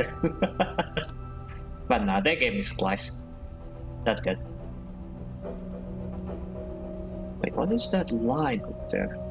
That's weird. Oh well, I guess it's nothing. You head out into the shrubs, the thick debris field that surrounds Olivera. What's happening in there, Sleeper? Bliss pokes their head out into the cockpit as Seraphim brings the ship in toward the signal coordinates Xander gave him. You look around the cockpit. Xander is tapping at the co-pilot console mounted in front of a seat in a haphazard way, while Cadence is asking Seraphim about how the rig works. Surprisingly, Seraphim is responding with patience and care. Oh, ad break. They will help us find Carmen. If you say so. Bliss looks over at Seraphim and Cadence. Is Seraphim smiling? They shake their head. Something is going on. Bliss turns back to you. Jenny is working on the ship's wiring and won't respond to my messages. She's probably in the hall somewhere, hooked up to the main line. They smile a weak smile. I'm here, so how about you tell me what we are doing out in the middle of nowhere? Quiet. Seraphim's voice cut through the chatter. Is that? He gestures out into the debris field at a sparking, ragged-looking shape tucked beside a rock. Xander rushes the cockpit to class. Carmen, A moment of tense silence grips the room. That's his ship! You and Bliss exchanged concerned glances. This is not good. I'll bring her in. His eyes are fixed on the wreck of the crumpled ship now. We don't know anything yet, so everyone calm down. Xander is silent, his face pressed against the glass. Cadence stares out at the wreck, her cheeks pale. No one speaks until the rig is brought to a full stop. Alright, now we are going out there, and we'll have a poke around. Seraphim looks between Cadence and Xander. We verify the ship and recover the crew. Seraphim gives you and Bliss a nod, and you both push off and glide towards the back of the cockpit. Suddenly, Xander pushes off from the window and glides with you, out of the cockpit. I'm coming too. You need someone to identify the ship. To identify... He stops and takes a breath. You sure? I'm sure. Xander gets the words out, then pushes on ahead, toward the airlock. You follow behind, ready to suit up and investigate the wreck. Oh, he's an actual companion, okay. Man, the kids in the outer belt sure look old. So, here's the rig, and here's Carmen's ship. Searching the ship, reconstruct events. What does +1 do to a glitch dice, actually? Oh, I see, the bonuses don't do anything for a glitch. As they're over, about time. Indeed. Wait, does a glitch die? Ooh, a glitch die even overrides a negative. Interesting. Mary dies for the rescue. Anyway, let's search the wreck as fast as we can.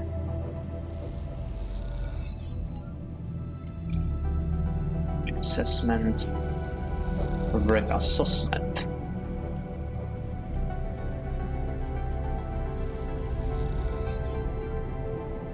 It's +2. What does this one do? +3 or +2? Both of them give the same result.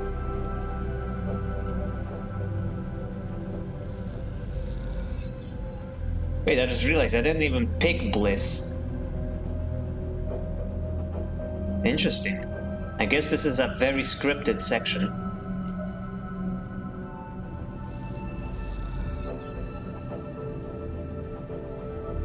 Nice. The search of Carmen's gutted ship has impacted the mood in the rig. As more and more evidence of an attack has appeared, the quieter Xander has got and the more Cadence has retreated into the bunks. Now, with the search complete, you are gathered in the cockpit to discuss what's been found. Mom. Cadence floats by the door, hugging herself against the cold. Tell us already. Xander is perched on the back of one of the seats, flicking at some hinged container he found in the wreck. Open and closed, open and closed. Explain carefully.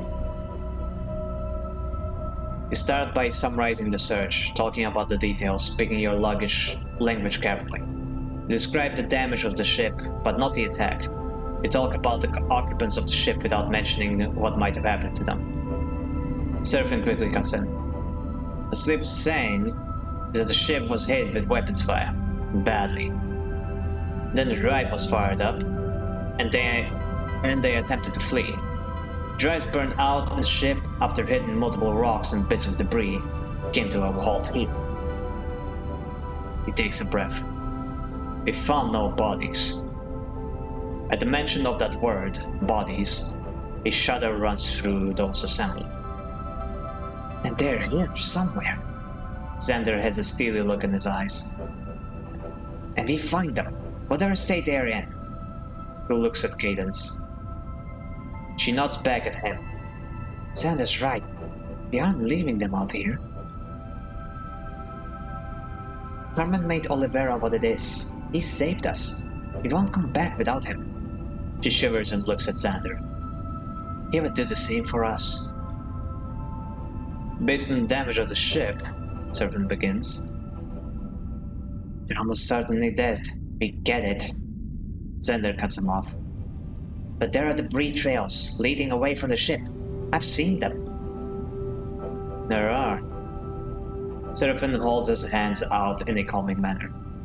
But those could be from secondary explosions or depressurization. We picked the wrong trail and it could lead us in circles, cycles after cycle. We better pick the right one. Cadence has Xander's steely look now, too. She stares directly at Seraphin, challenging him to answer back. He sighs. And that's what we'll do. He looks at you with resignation. Whatever happened here, you won't be leaving until you see its end. Oh boy. Debris trail, debris trail, debris trail. They're all the same.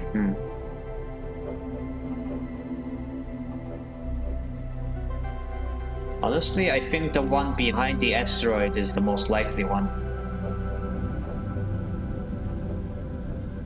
Explore debris, map the debris. Sunward trail. Rimward trail.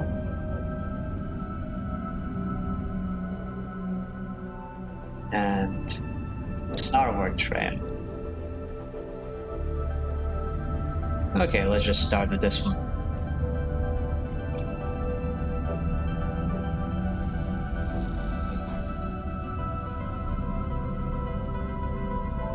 Still only the first cycle, so we are good. Let me see if there are any other... if the rolls are all the same. Yeah, the rolls are all the same.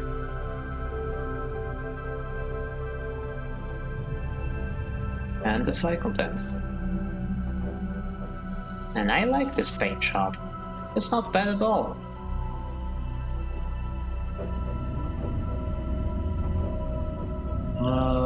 Okay. And Xander only has 4 stress?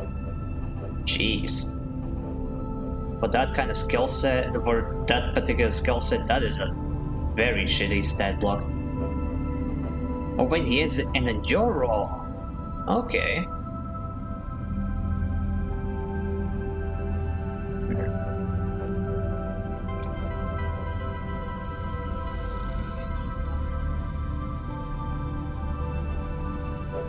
Outcome. I just realized Bliss is gonna be useless for these. Sorry, Bliss. State in effect.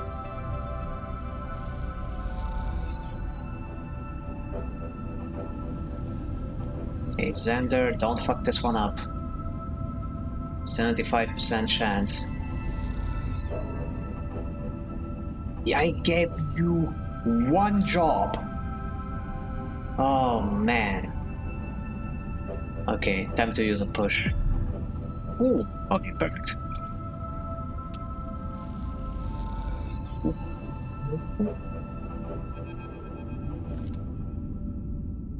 This isn't leading us anywhere, Sleeper. Bliss's voice comes over the comms. Sorry, but we have to call it. You look out at the scattered debris, gleaming in the sunlight. Bliss is right, this trail is going nowhere. If Carmen and Flynn did head out from the ship this way, there'd be no way to find them, and even if they didn't, then there's still more places to look. Bliss interrupts your thoughts. We won't give up on them yet. You think of Xander and Cadence, and how they must feel right now. The search must continue.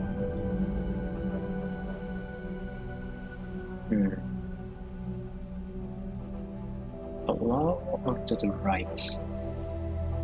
Let's try below. At the debris.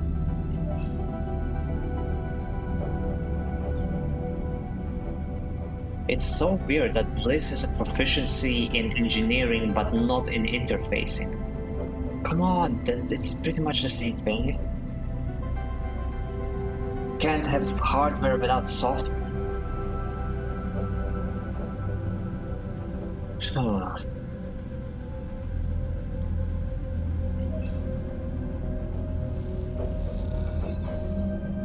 Nice. Good shot.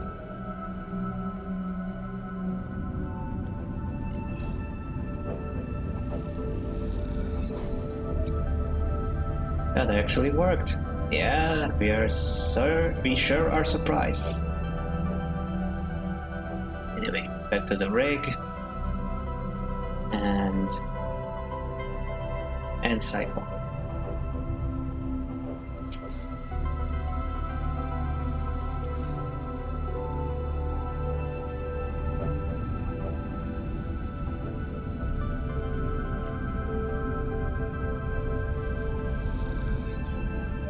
Oh, that gets a lot more progress. Huh.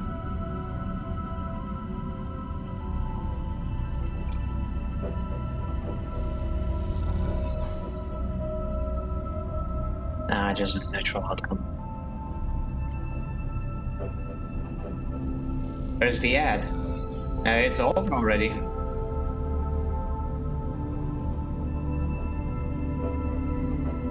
It says the ads are over, so there is no ad to find anymore. Indeed. Indeed.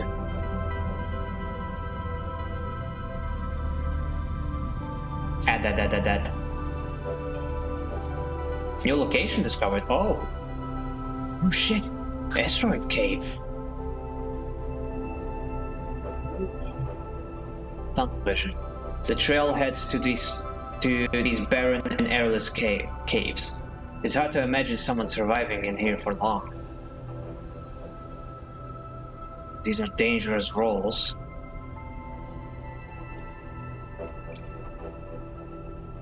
We have to try.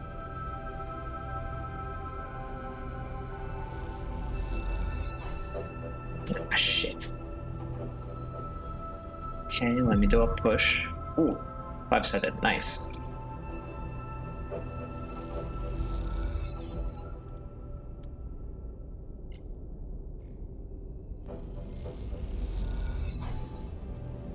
Dang it.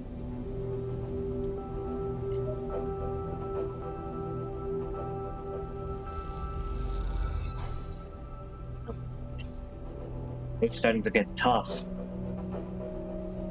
If it breaks my dice, I swear to the Lord Almighty.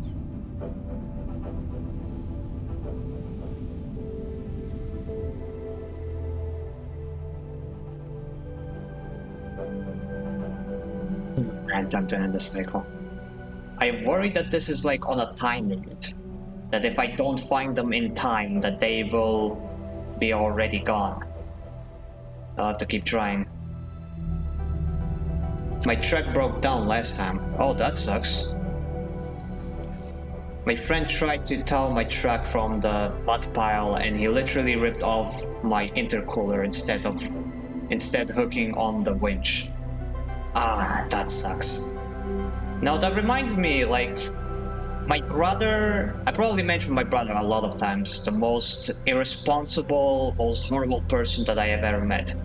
He owns a truck, and he treats that thing like absolute, like, oh my gosh, he got it into his head that that truck can get him anywhere, that he can take that truck anywhere.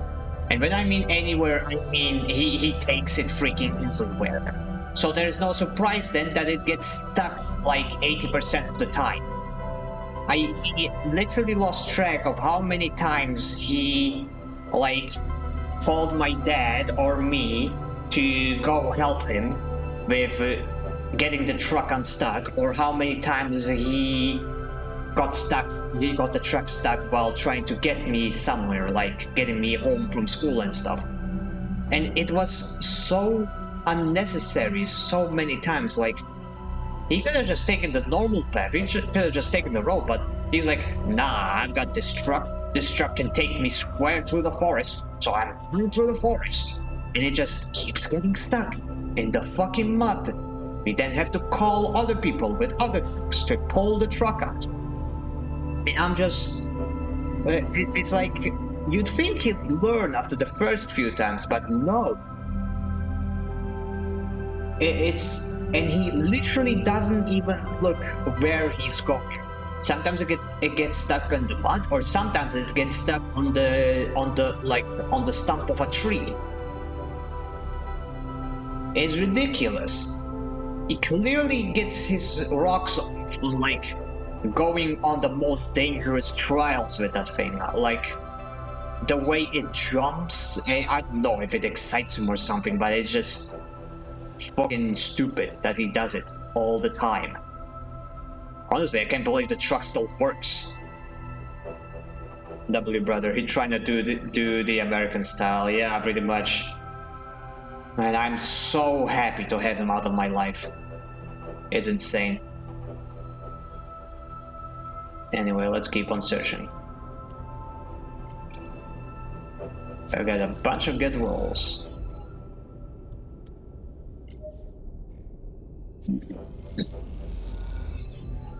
Positive, awesome.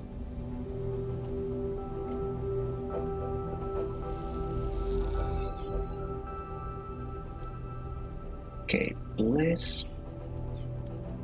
You get this one. 75% chance. Surely this will work. Hell yeah. When the starboard trail led to the caves, a little hope was rekindled in the hearts of the crew. But after plumbing the depths of these dark passages, that hope seems snuffed out. Xander has struggled on in silence, only speaking to update Cadence on the lack of news via the cockpit comms link. But he speaks now, quietly at first, then with increasing urgency. A light, Sleeper! I see a light! And with that, he kicks off hard from the wall and darts down a dark tunnel with reckless speed. You follow, but the tunnels are winding, and you quickly lose Xander around the corner. You kick off from the same wall, trying to close the gap, but then you come around the same corner. You can't find Xander anywhere. And then you see it, through a thin slit in the cable, a flickering, fading light. You cross over to it and see scratches and chunks scraped out of the rock. Someone has dragged something through them. Through here. Contact Xander. You click your comms to Xander's channel and call out to him. Nothing but static and silence greets you. A flashing red on your comms panel suggests the signal isn't getting through. You push away some of the floating rock and squeeze yourself into the gap. As you do, you watch the light pulsing inside the cave, settling the cracks and shapes of the rock in sharp relief.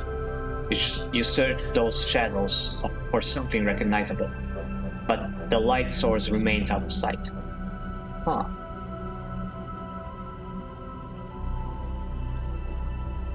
And then you're through. You steady yourself against the wall and look towards the light. There, beside a fading emergency lamp, floats a body, its head instantly striking you, is strange and misshapen. Its body, fuck!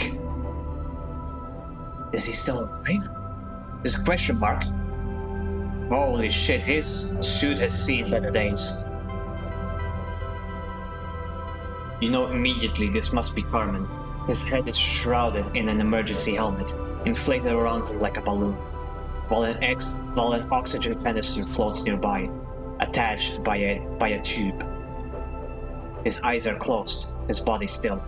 You try to settle your gaze on his chest, to see a telltale rise and fall.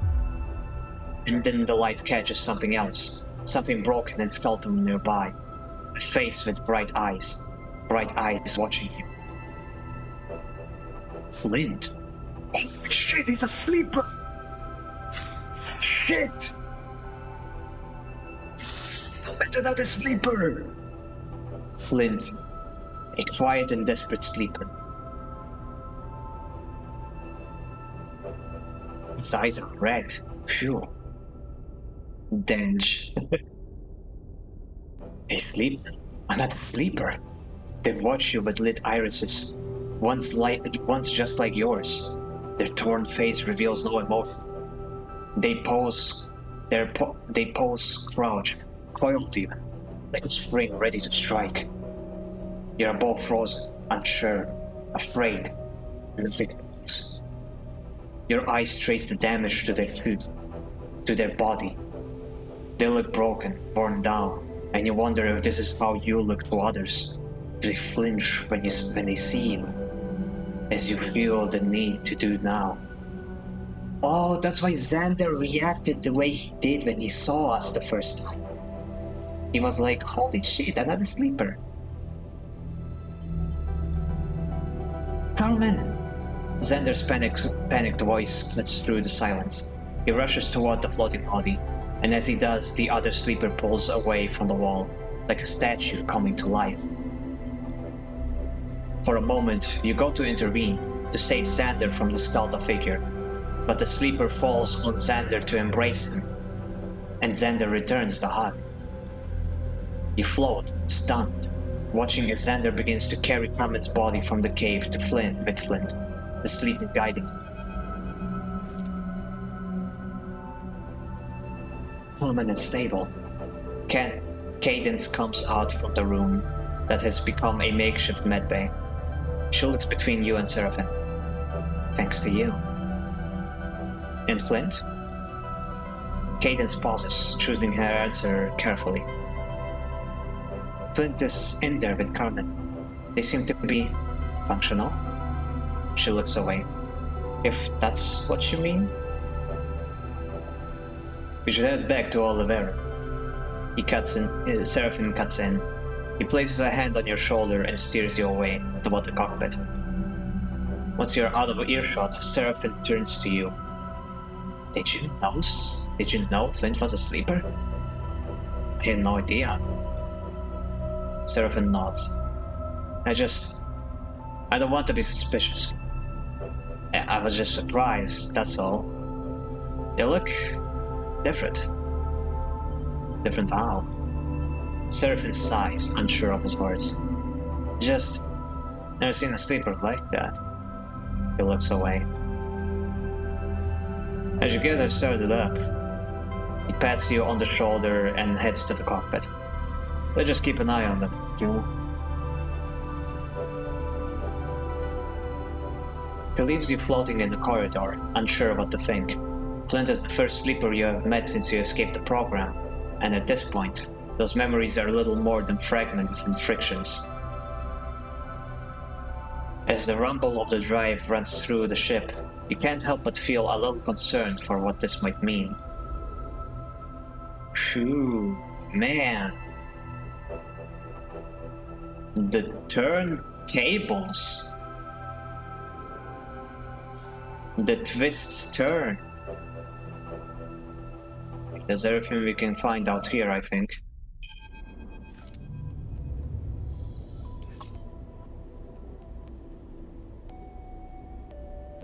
You are left alone with Xander and Seraphim in the docks while Carmen is carefully carried from the rig by Flint, guided away into one of Oliveira's many tunnels and passages. Okay, I believe you. Xander shrugs his shoulders. Seraphim raises an eyebrow. Believe us how? That you aren't saboteurs. He shoots you a sheepish grin. Although, you never know. I appreciate that. No problem. He nods to you with the kind of seriousness that only children possess. Tell me, kid. Seraphim folds his arms. Why are you so protective of this place? I mean, no offense, but who would want to sabotage a temple colony in the middle of the shows? Xander bristles at the comment, but controls his anger.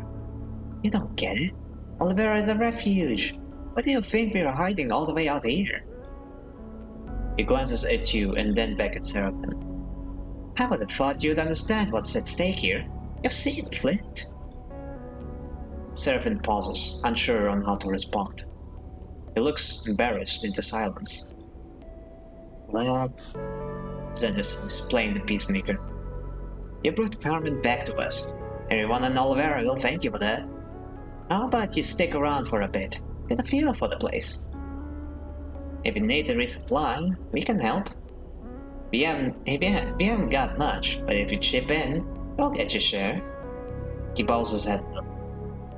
We're more welcoming than we appear. Just don't expect to buy anything with those shit us. Xander puts his hands on his hips. Olivera is not for sale. Seraphim shrugs. Alright, kid. We appreciate it. We don't need... We need to hang around until Carmen's back up and awake anyways. And I think we'll be glad for the rest. I'll see you around then. Xander touches his brow in a salute and then kicks away, floating out of the docks. Seraphim turns to you. We'll sure leave that other bad. I agree. Seraphim smiles. Alright then. I'm going to head into town and see what's happening.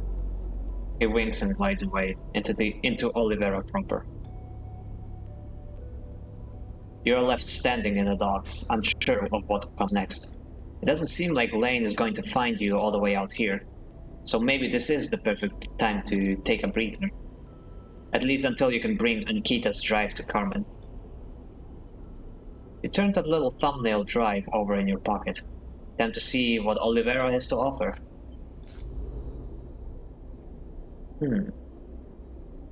Olivera Clinic.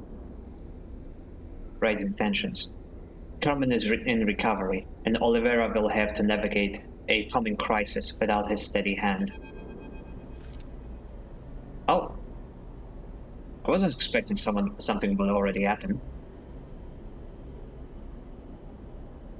As you leave the rig, you find a figure waiting for you in the docking tunnel. You think of Xander's hostile greeting when you first arrived. Is that him again? Oh, it's Flint. Damn, he's seen better days. A quiet and desperate sleeper. Where are you headed? Flint leans away from the wall, now out of the battered suit you first saw them in. The damage to their frame is concealed beneath their overalls, but you're still aware of it, just beneath the surface. Scrap sorting, farm stacks, hydro refinery. Maybe scrap sorting. Same.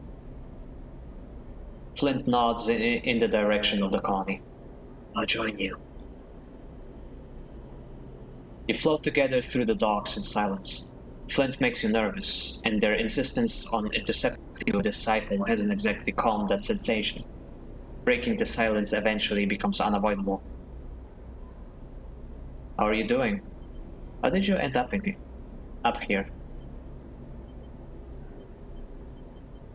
Now, how are you doing? Finn stares ahead, continue their glide. Better than Carmen.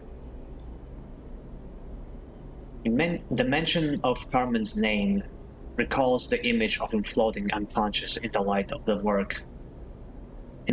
of your work lamps in those deep and winding caves. You suppress it further. Flint gives you a sideways look, their mask like a face, betraying no emotion. It's good you found us. They pause as you both move through a doorway. Could have been sooner, but better than nothing. Looking at Flint gives you an unsettling feeling, like catching your own reflection in a polished hull plate. Is this what others feel like when they speak with you? Watching the crooked mask, the lit irises, or signs of human emotion? Interpreting the stuttering emulations of facial expressions as they cross your doll-like face? Flint turns away, and you realize that they might feel the same looking at you. Each the other's mirror. Each reminding the other of the gap between being and being seen. What happened? Flint pauses. I made a mistake, but I won't make again. They frown and stare forward, offering nothing more.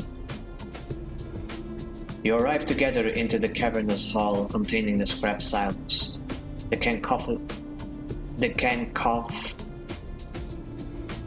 what is that word? The cacophonous echoing of sorting already filling the air. You know, I had a random thought. What if this is the sleeper from the first game? Because Ankita led us to this place, and Ankita is one of the endings of the first game, taking the sleeper of the first game with us to the outer belt. There is a non-zero chance that this is him. Damn. What does Finn is his cutie? Well, I have a feeling you don't have to imagine that scenario.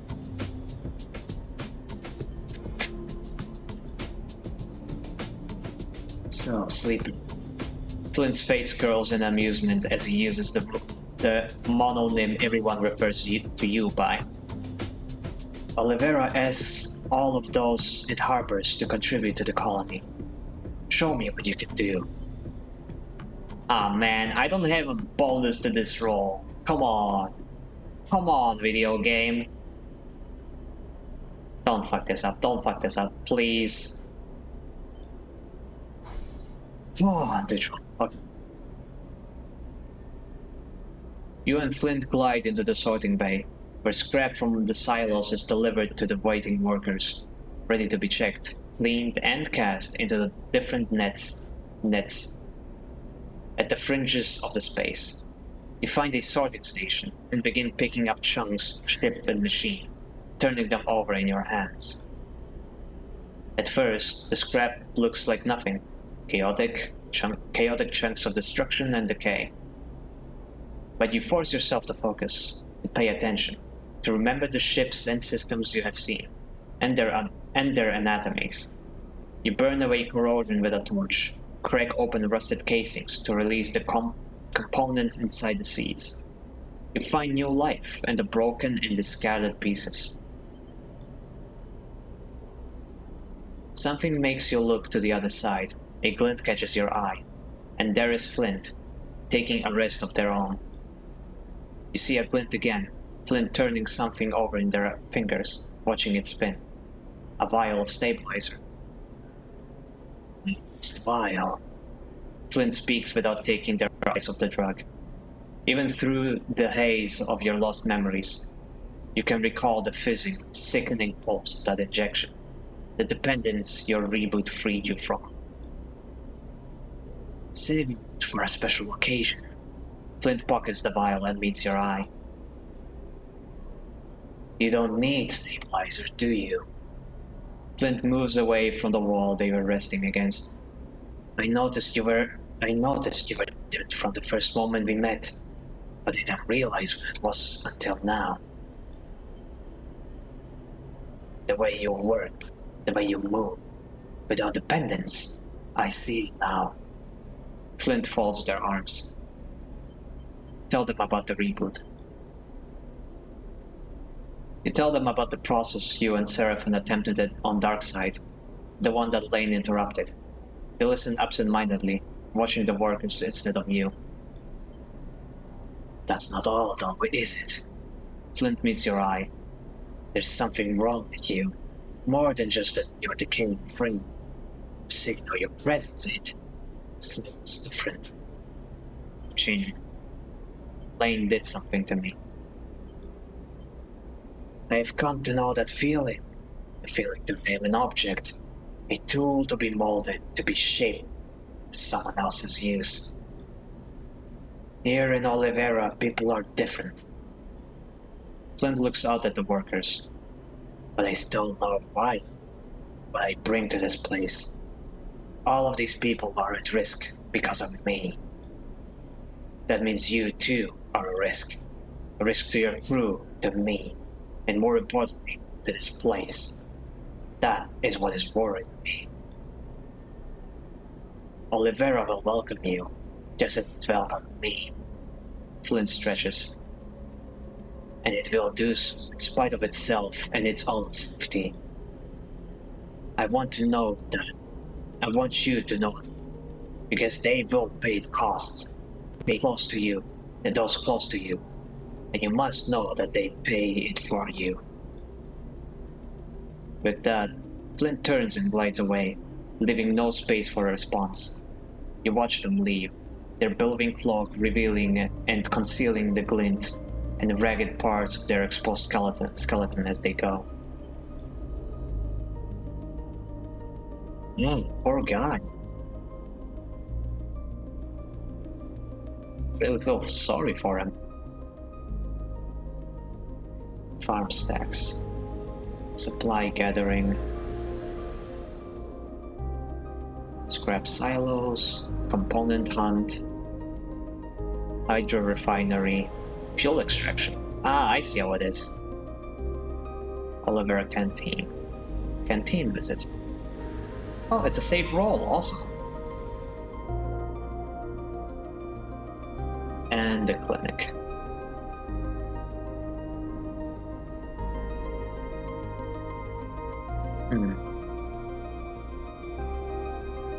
Now I do need the supplies, and I should definitely feed the kitty.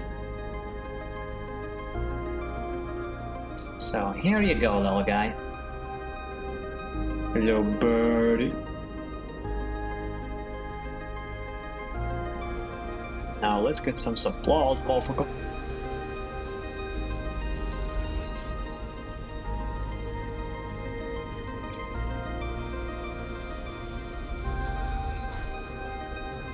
Neutral, good enough.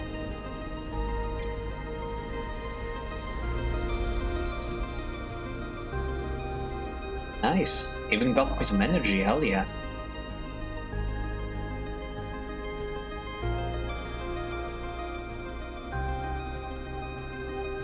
Fuck even that. Fuck even what? Nice thighs, motherfucker. Okay, now we can go get some fuel.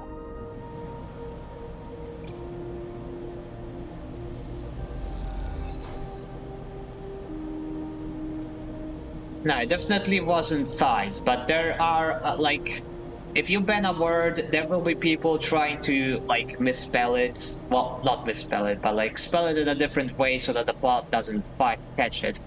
And this is basically their attempt to catch every derivation of that word that people might use.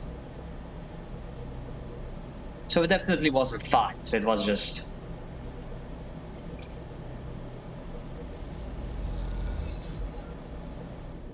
Oh, 3 fuels? Okay, time for a nap.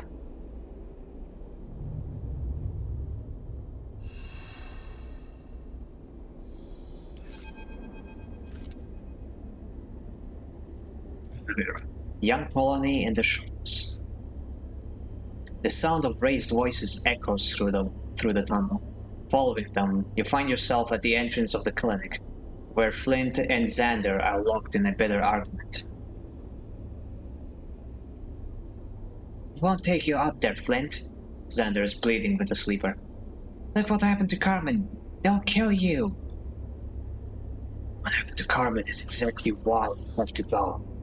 They will find me here, and when that happens..." "The whole colony can hear you too." Seraphine comes out of the clinic with cadence. "You trying to wake up Carmen?" You see Seraphine clock you, standing in the passageway. Your eyes meet and Seraphine looks away. Neither of you have seen each other since you brought Carmen back to Olivera. "I'm trying to make sure what happened to Carmen doesn't happen to anyone else." Flint folds their arms. "I'm the reason he is like he is. That means it's on me to fix." "What are you talking about?" You catch Flint off guard. He hadn't seen you waiting in the passageway. "SNR came for me. That's what happened out of the debris field." They look down. You know what that means. SNARP, the company that created you, the company you escaped. The idea of them bearing down on this place sets your nerves on edge. You have long since slipped their grasp. Lane disabled your tracker in exchange for unwavering service, a gift that became a trap. But Flint is still on the run, and if SNARP attack Carmen's ship, they can't be far away. You look at Flint and see the fear in their eyes. Your tracker is still active. Olivera is shrouded. Flint looks towards the center of the colony. Carmen managed to get a hold of a signal shroud and set it up here. He wanted to keep everyone safe. There's no way SNARP can track me here. Am I missing something? Seraphin interrupts. If they can't find you here, what's the problem? It's not just about the tracker. The hunter found me in the debris field. They know I escaped. It's only a matter of time before their search brings them here. Silence falls on the group as the inevitability of the problem sets in. Xander looks distraught. You killed Flint? Xander says in a quiet voice. They'll kill you. Seraphin glances at you and Flint in turn, and you see his mind working on a solution. He looks away from it. I'm sorry, Xander. This is how it is. Flint looks ejected. Unless we get them first. Seraphin smiles an impish smile. Seraphin, what are you thinking? Caden speaks up for the first time. We know there's a hunter out there, securing the shoals, and we know they are looking for you, Flint. Seraphin shrugs. That means we have the upper hand. We don't need to bring them here. We can find them anywhere we want. Seraphin looks around the group. So, we get set, we prepare a little surprise, and then we wait. Flint is already shaking their head. The hunter could arrive here at any moment. We don't have time for this. If I had a ship, I would have left already. Then we move you now. We take you somewhere we can prepare, and we work hard and fast to get an ambush set. When the hunter comes, we spring the trap. What kind of trap? That we'll still have to figure out, Seraphin admits. But you have to admit, it beats going out to die without a plan. And hey, if we fail, the outcome will be the same either way. Flint doesn't respond immediately. You can see them thinking it through, considering their options. I'm coming. Xander has a determined look in their face. We're doing this, and I'm coming. Look, kid, I appreciate your enthusiasm, but this is the real deal. Bounty Hunter is not going to... Stop patronizing me, Xander cuts him off.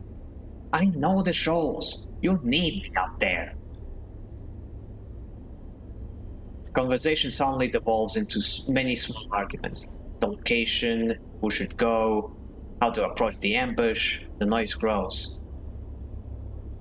The Hawthorne Heat Manufactory. Cadence's voice rises clear and precise through the noise. That's where you do it. It's a rock far enough from here, and it's a real labyrinth. You can lead the hunter there and get them lost inside. Cadence's eyes are bright and determined. The place is full of old machines, ordnance. We've been afraid to scavenge any of it, so it's unstable. You know the Seraphin watching Caden speak, clearly impressed by the sudden shift towards decisive action. You can't bring the whole place down on their head. Xander picks up on Cadence's thread. I know the manufactory. It's a good idea. You both look between those gathered. Seraphin, stubborn and protective, Cadence's sharp eyes, Xander's relentless desire to get involved, and Flint, a sleeper like you. a sleeper in need of an escape. Herman was building something here, a shrouded haven, a place that needs protecting. He may be unconscious behind those doors, floating amongst the wires and tubes of the clinic, but something of him is here, in this group, a plan of resistance. Flint's eyes meet yours, and you know what has to be done. The rig will leave Olivera with this cycle. We have a hunter to trap.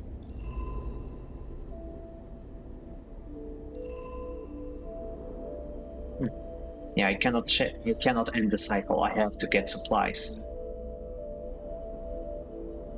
Supplies, motherfucker. Okay, let's get fuel.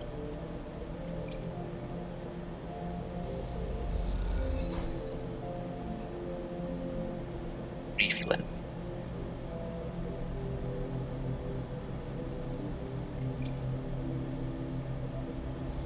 A fail won't be much trouble since we have lots of energy.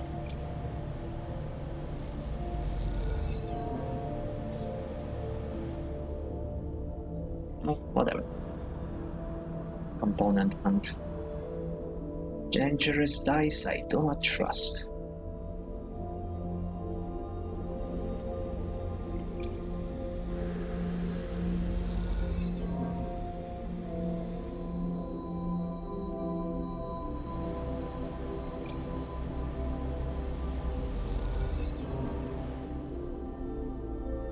Okay, doesn't matter. We are maxed out on supplies and we have tons of fuel. However, looking at the time, I don't know if I want to do... I don't know if I want to do this contract now, because if I started now, we would definitely be going over the 4-hour mark. And honestly, I am incredibly hungry right now, so I think we're gonna end the stream here. So, yeah, let's go back to the main menu. 52-hour stream when? One day. Definitely gonna have like a stream-a-thon someday, but for that I need to get my life together first.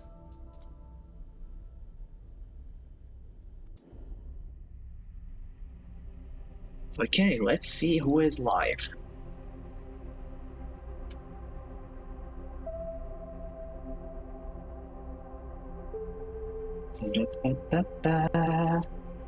Tyro is live. Swordmate is playing Warframe again. Zalzar is playing Dead by Daylight. Eepy is playing Baldur's Gate. Slay.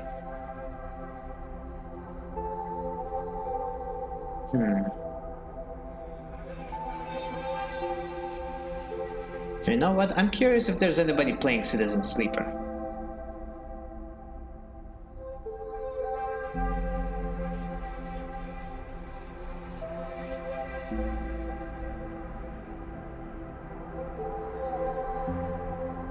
Nope. I am the only one streaming it right now. EP Citizenry. Eepers. How deep into the game is Eevee? Nah, I don't want to get spoiled. Yeah, let's just raid Tyro. She's playing Detopia again.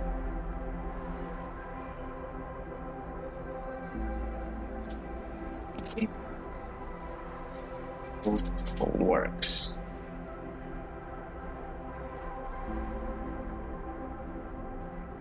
The raid is happening. Oh, and by the way, I do have a raid message command. Let me see if I can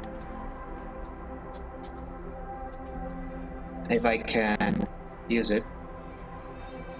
Yep, and it is broken, damn it. Oh no, it's not broken, it's just that the bot doesn't have the thingy. Yeah, I'm gonna have to adjust it so it posts the message as me, not as the bot. Is the Meowfia open up? Yep, that's the one. Yeah, I just made that message on a whim. We might change it in the future. We'll see. But that is the default one. So if we ever raid, feel free to use that one.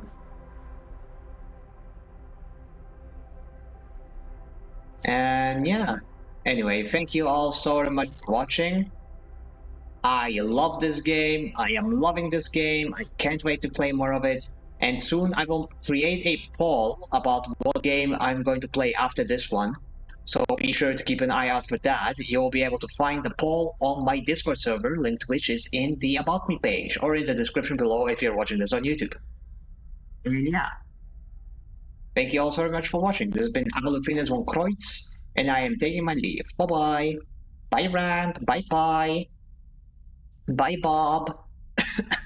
Bye, everyone.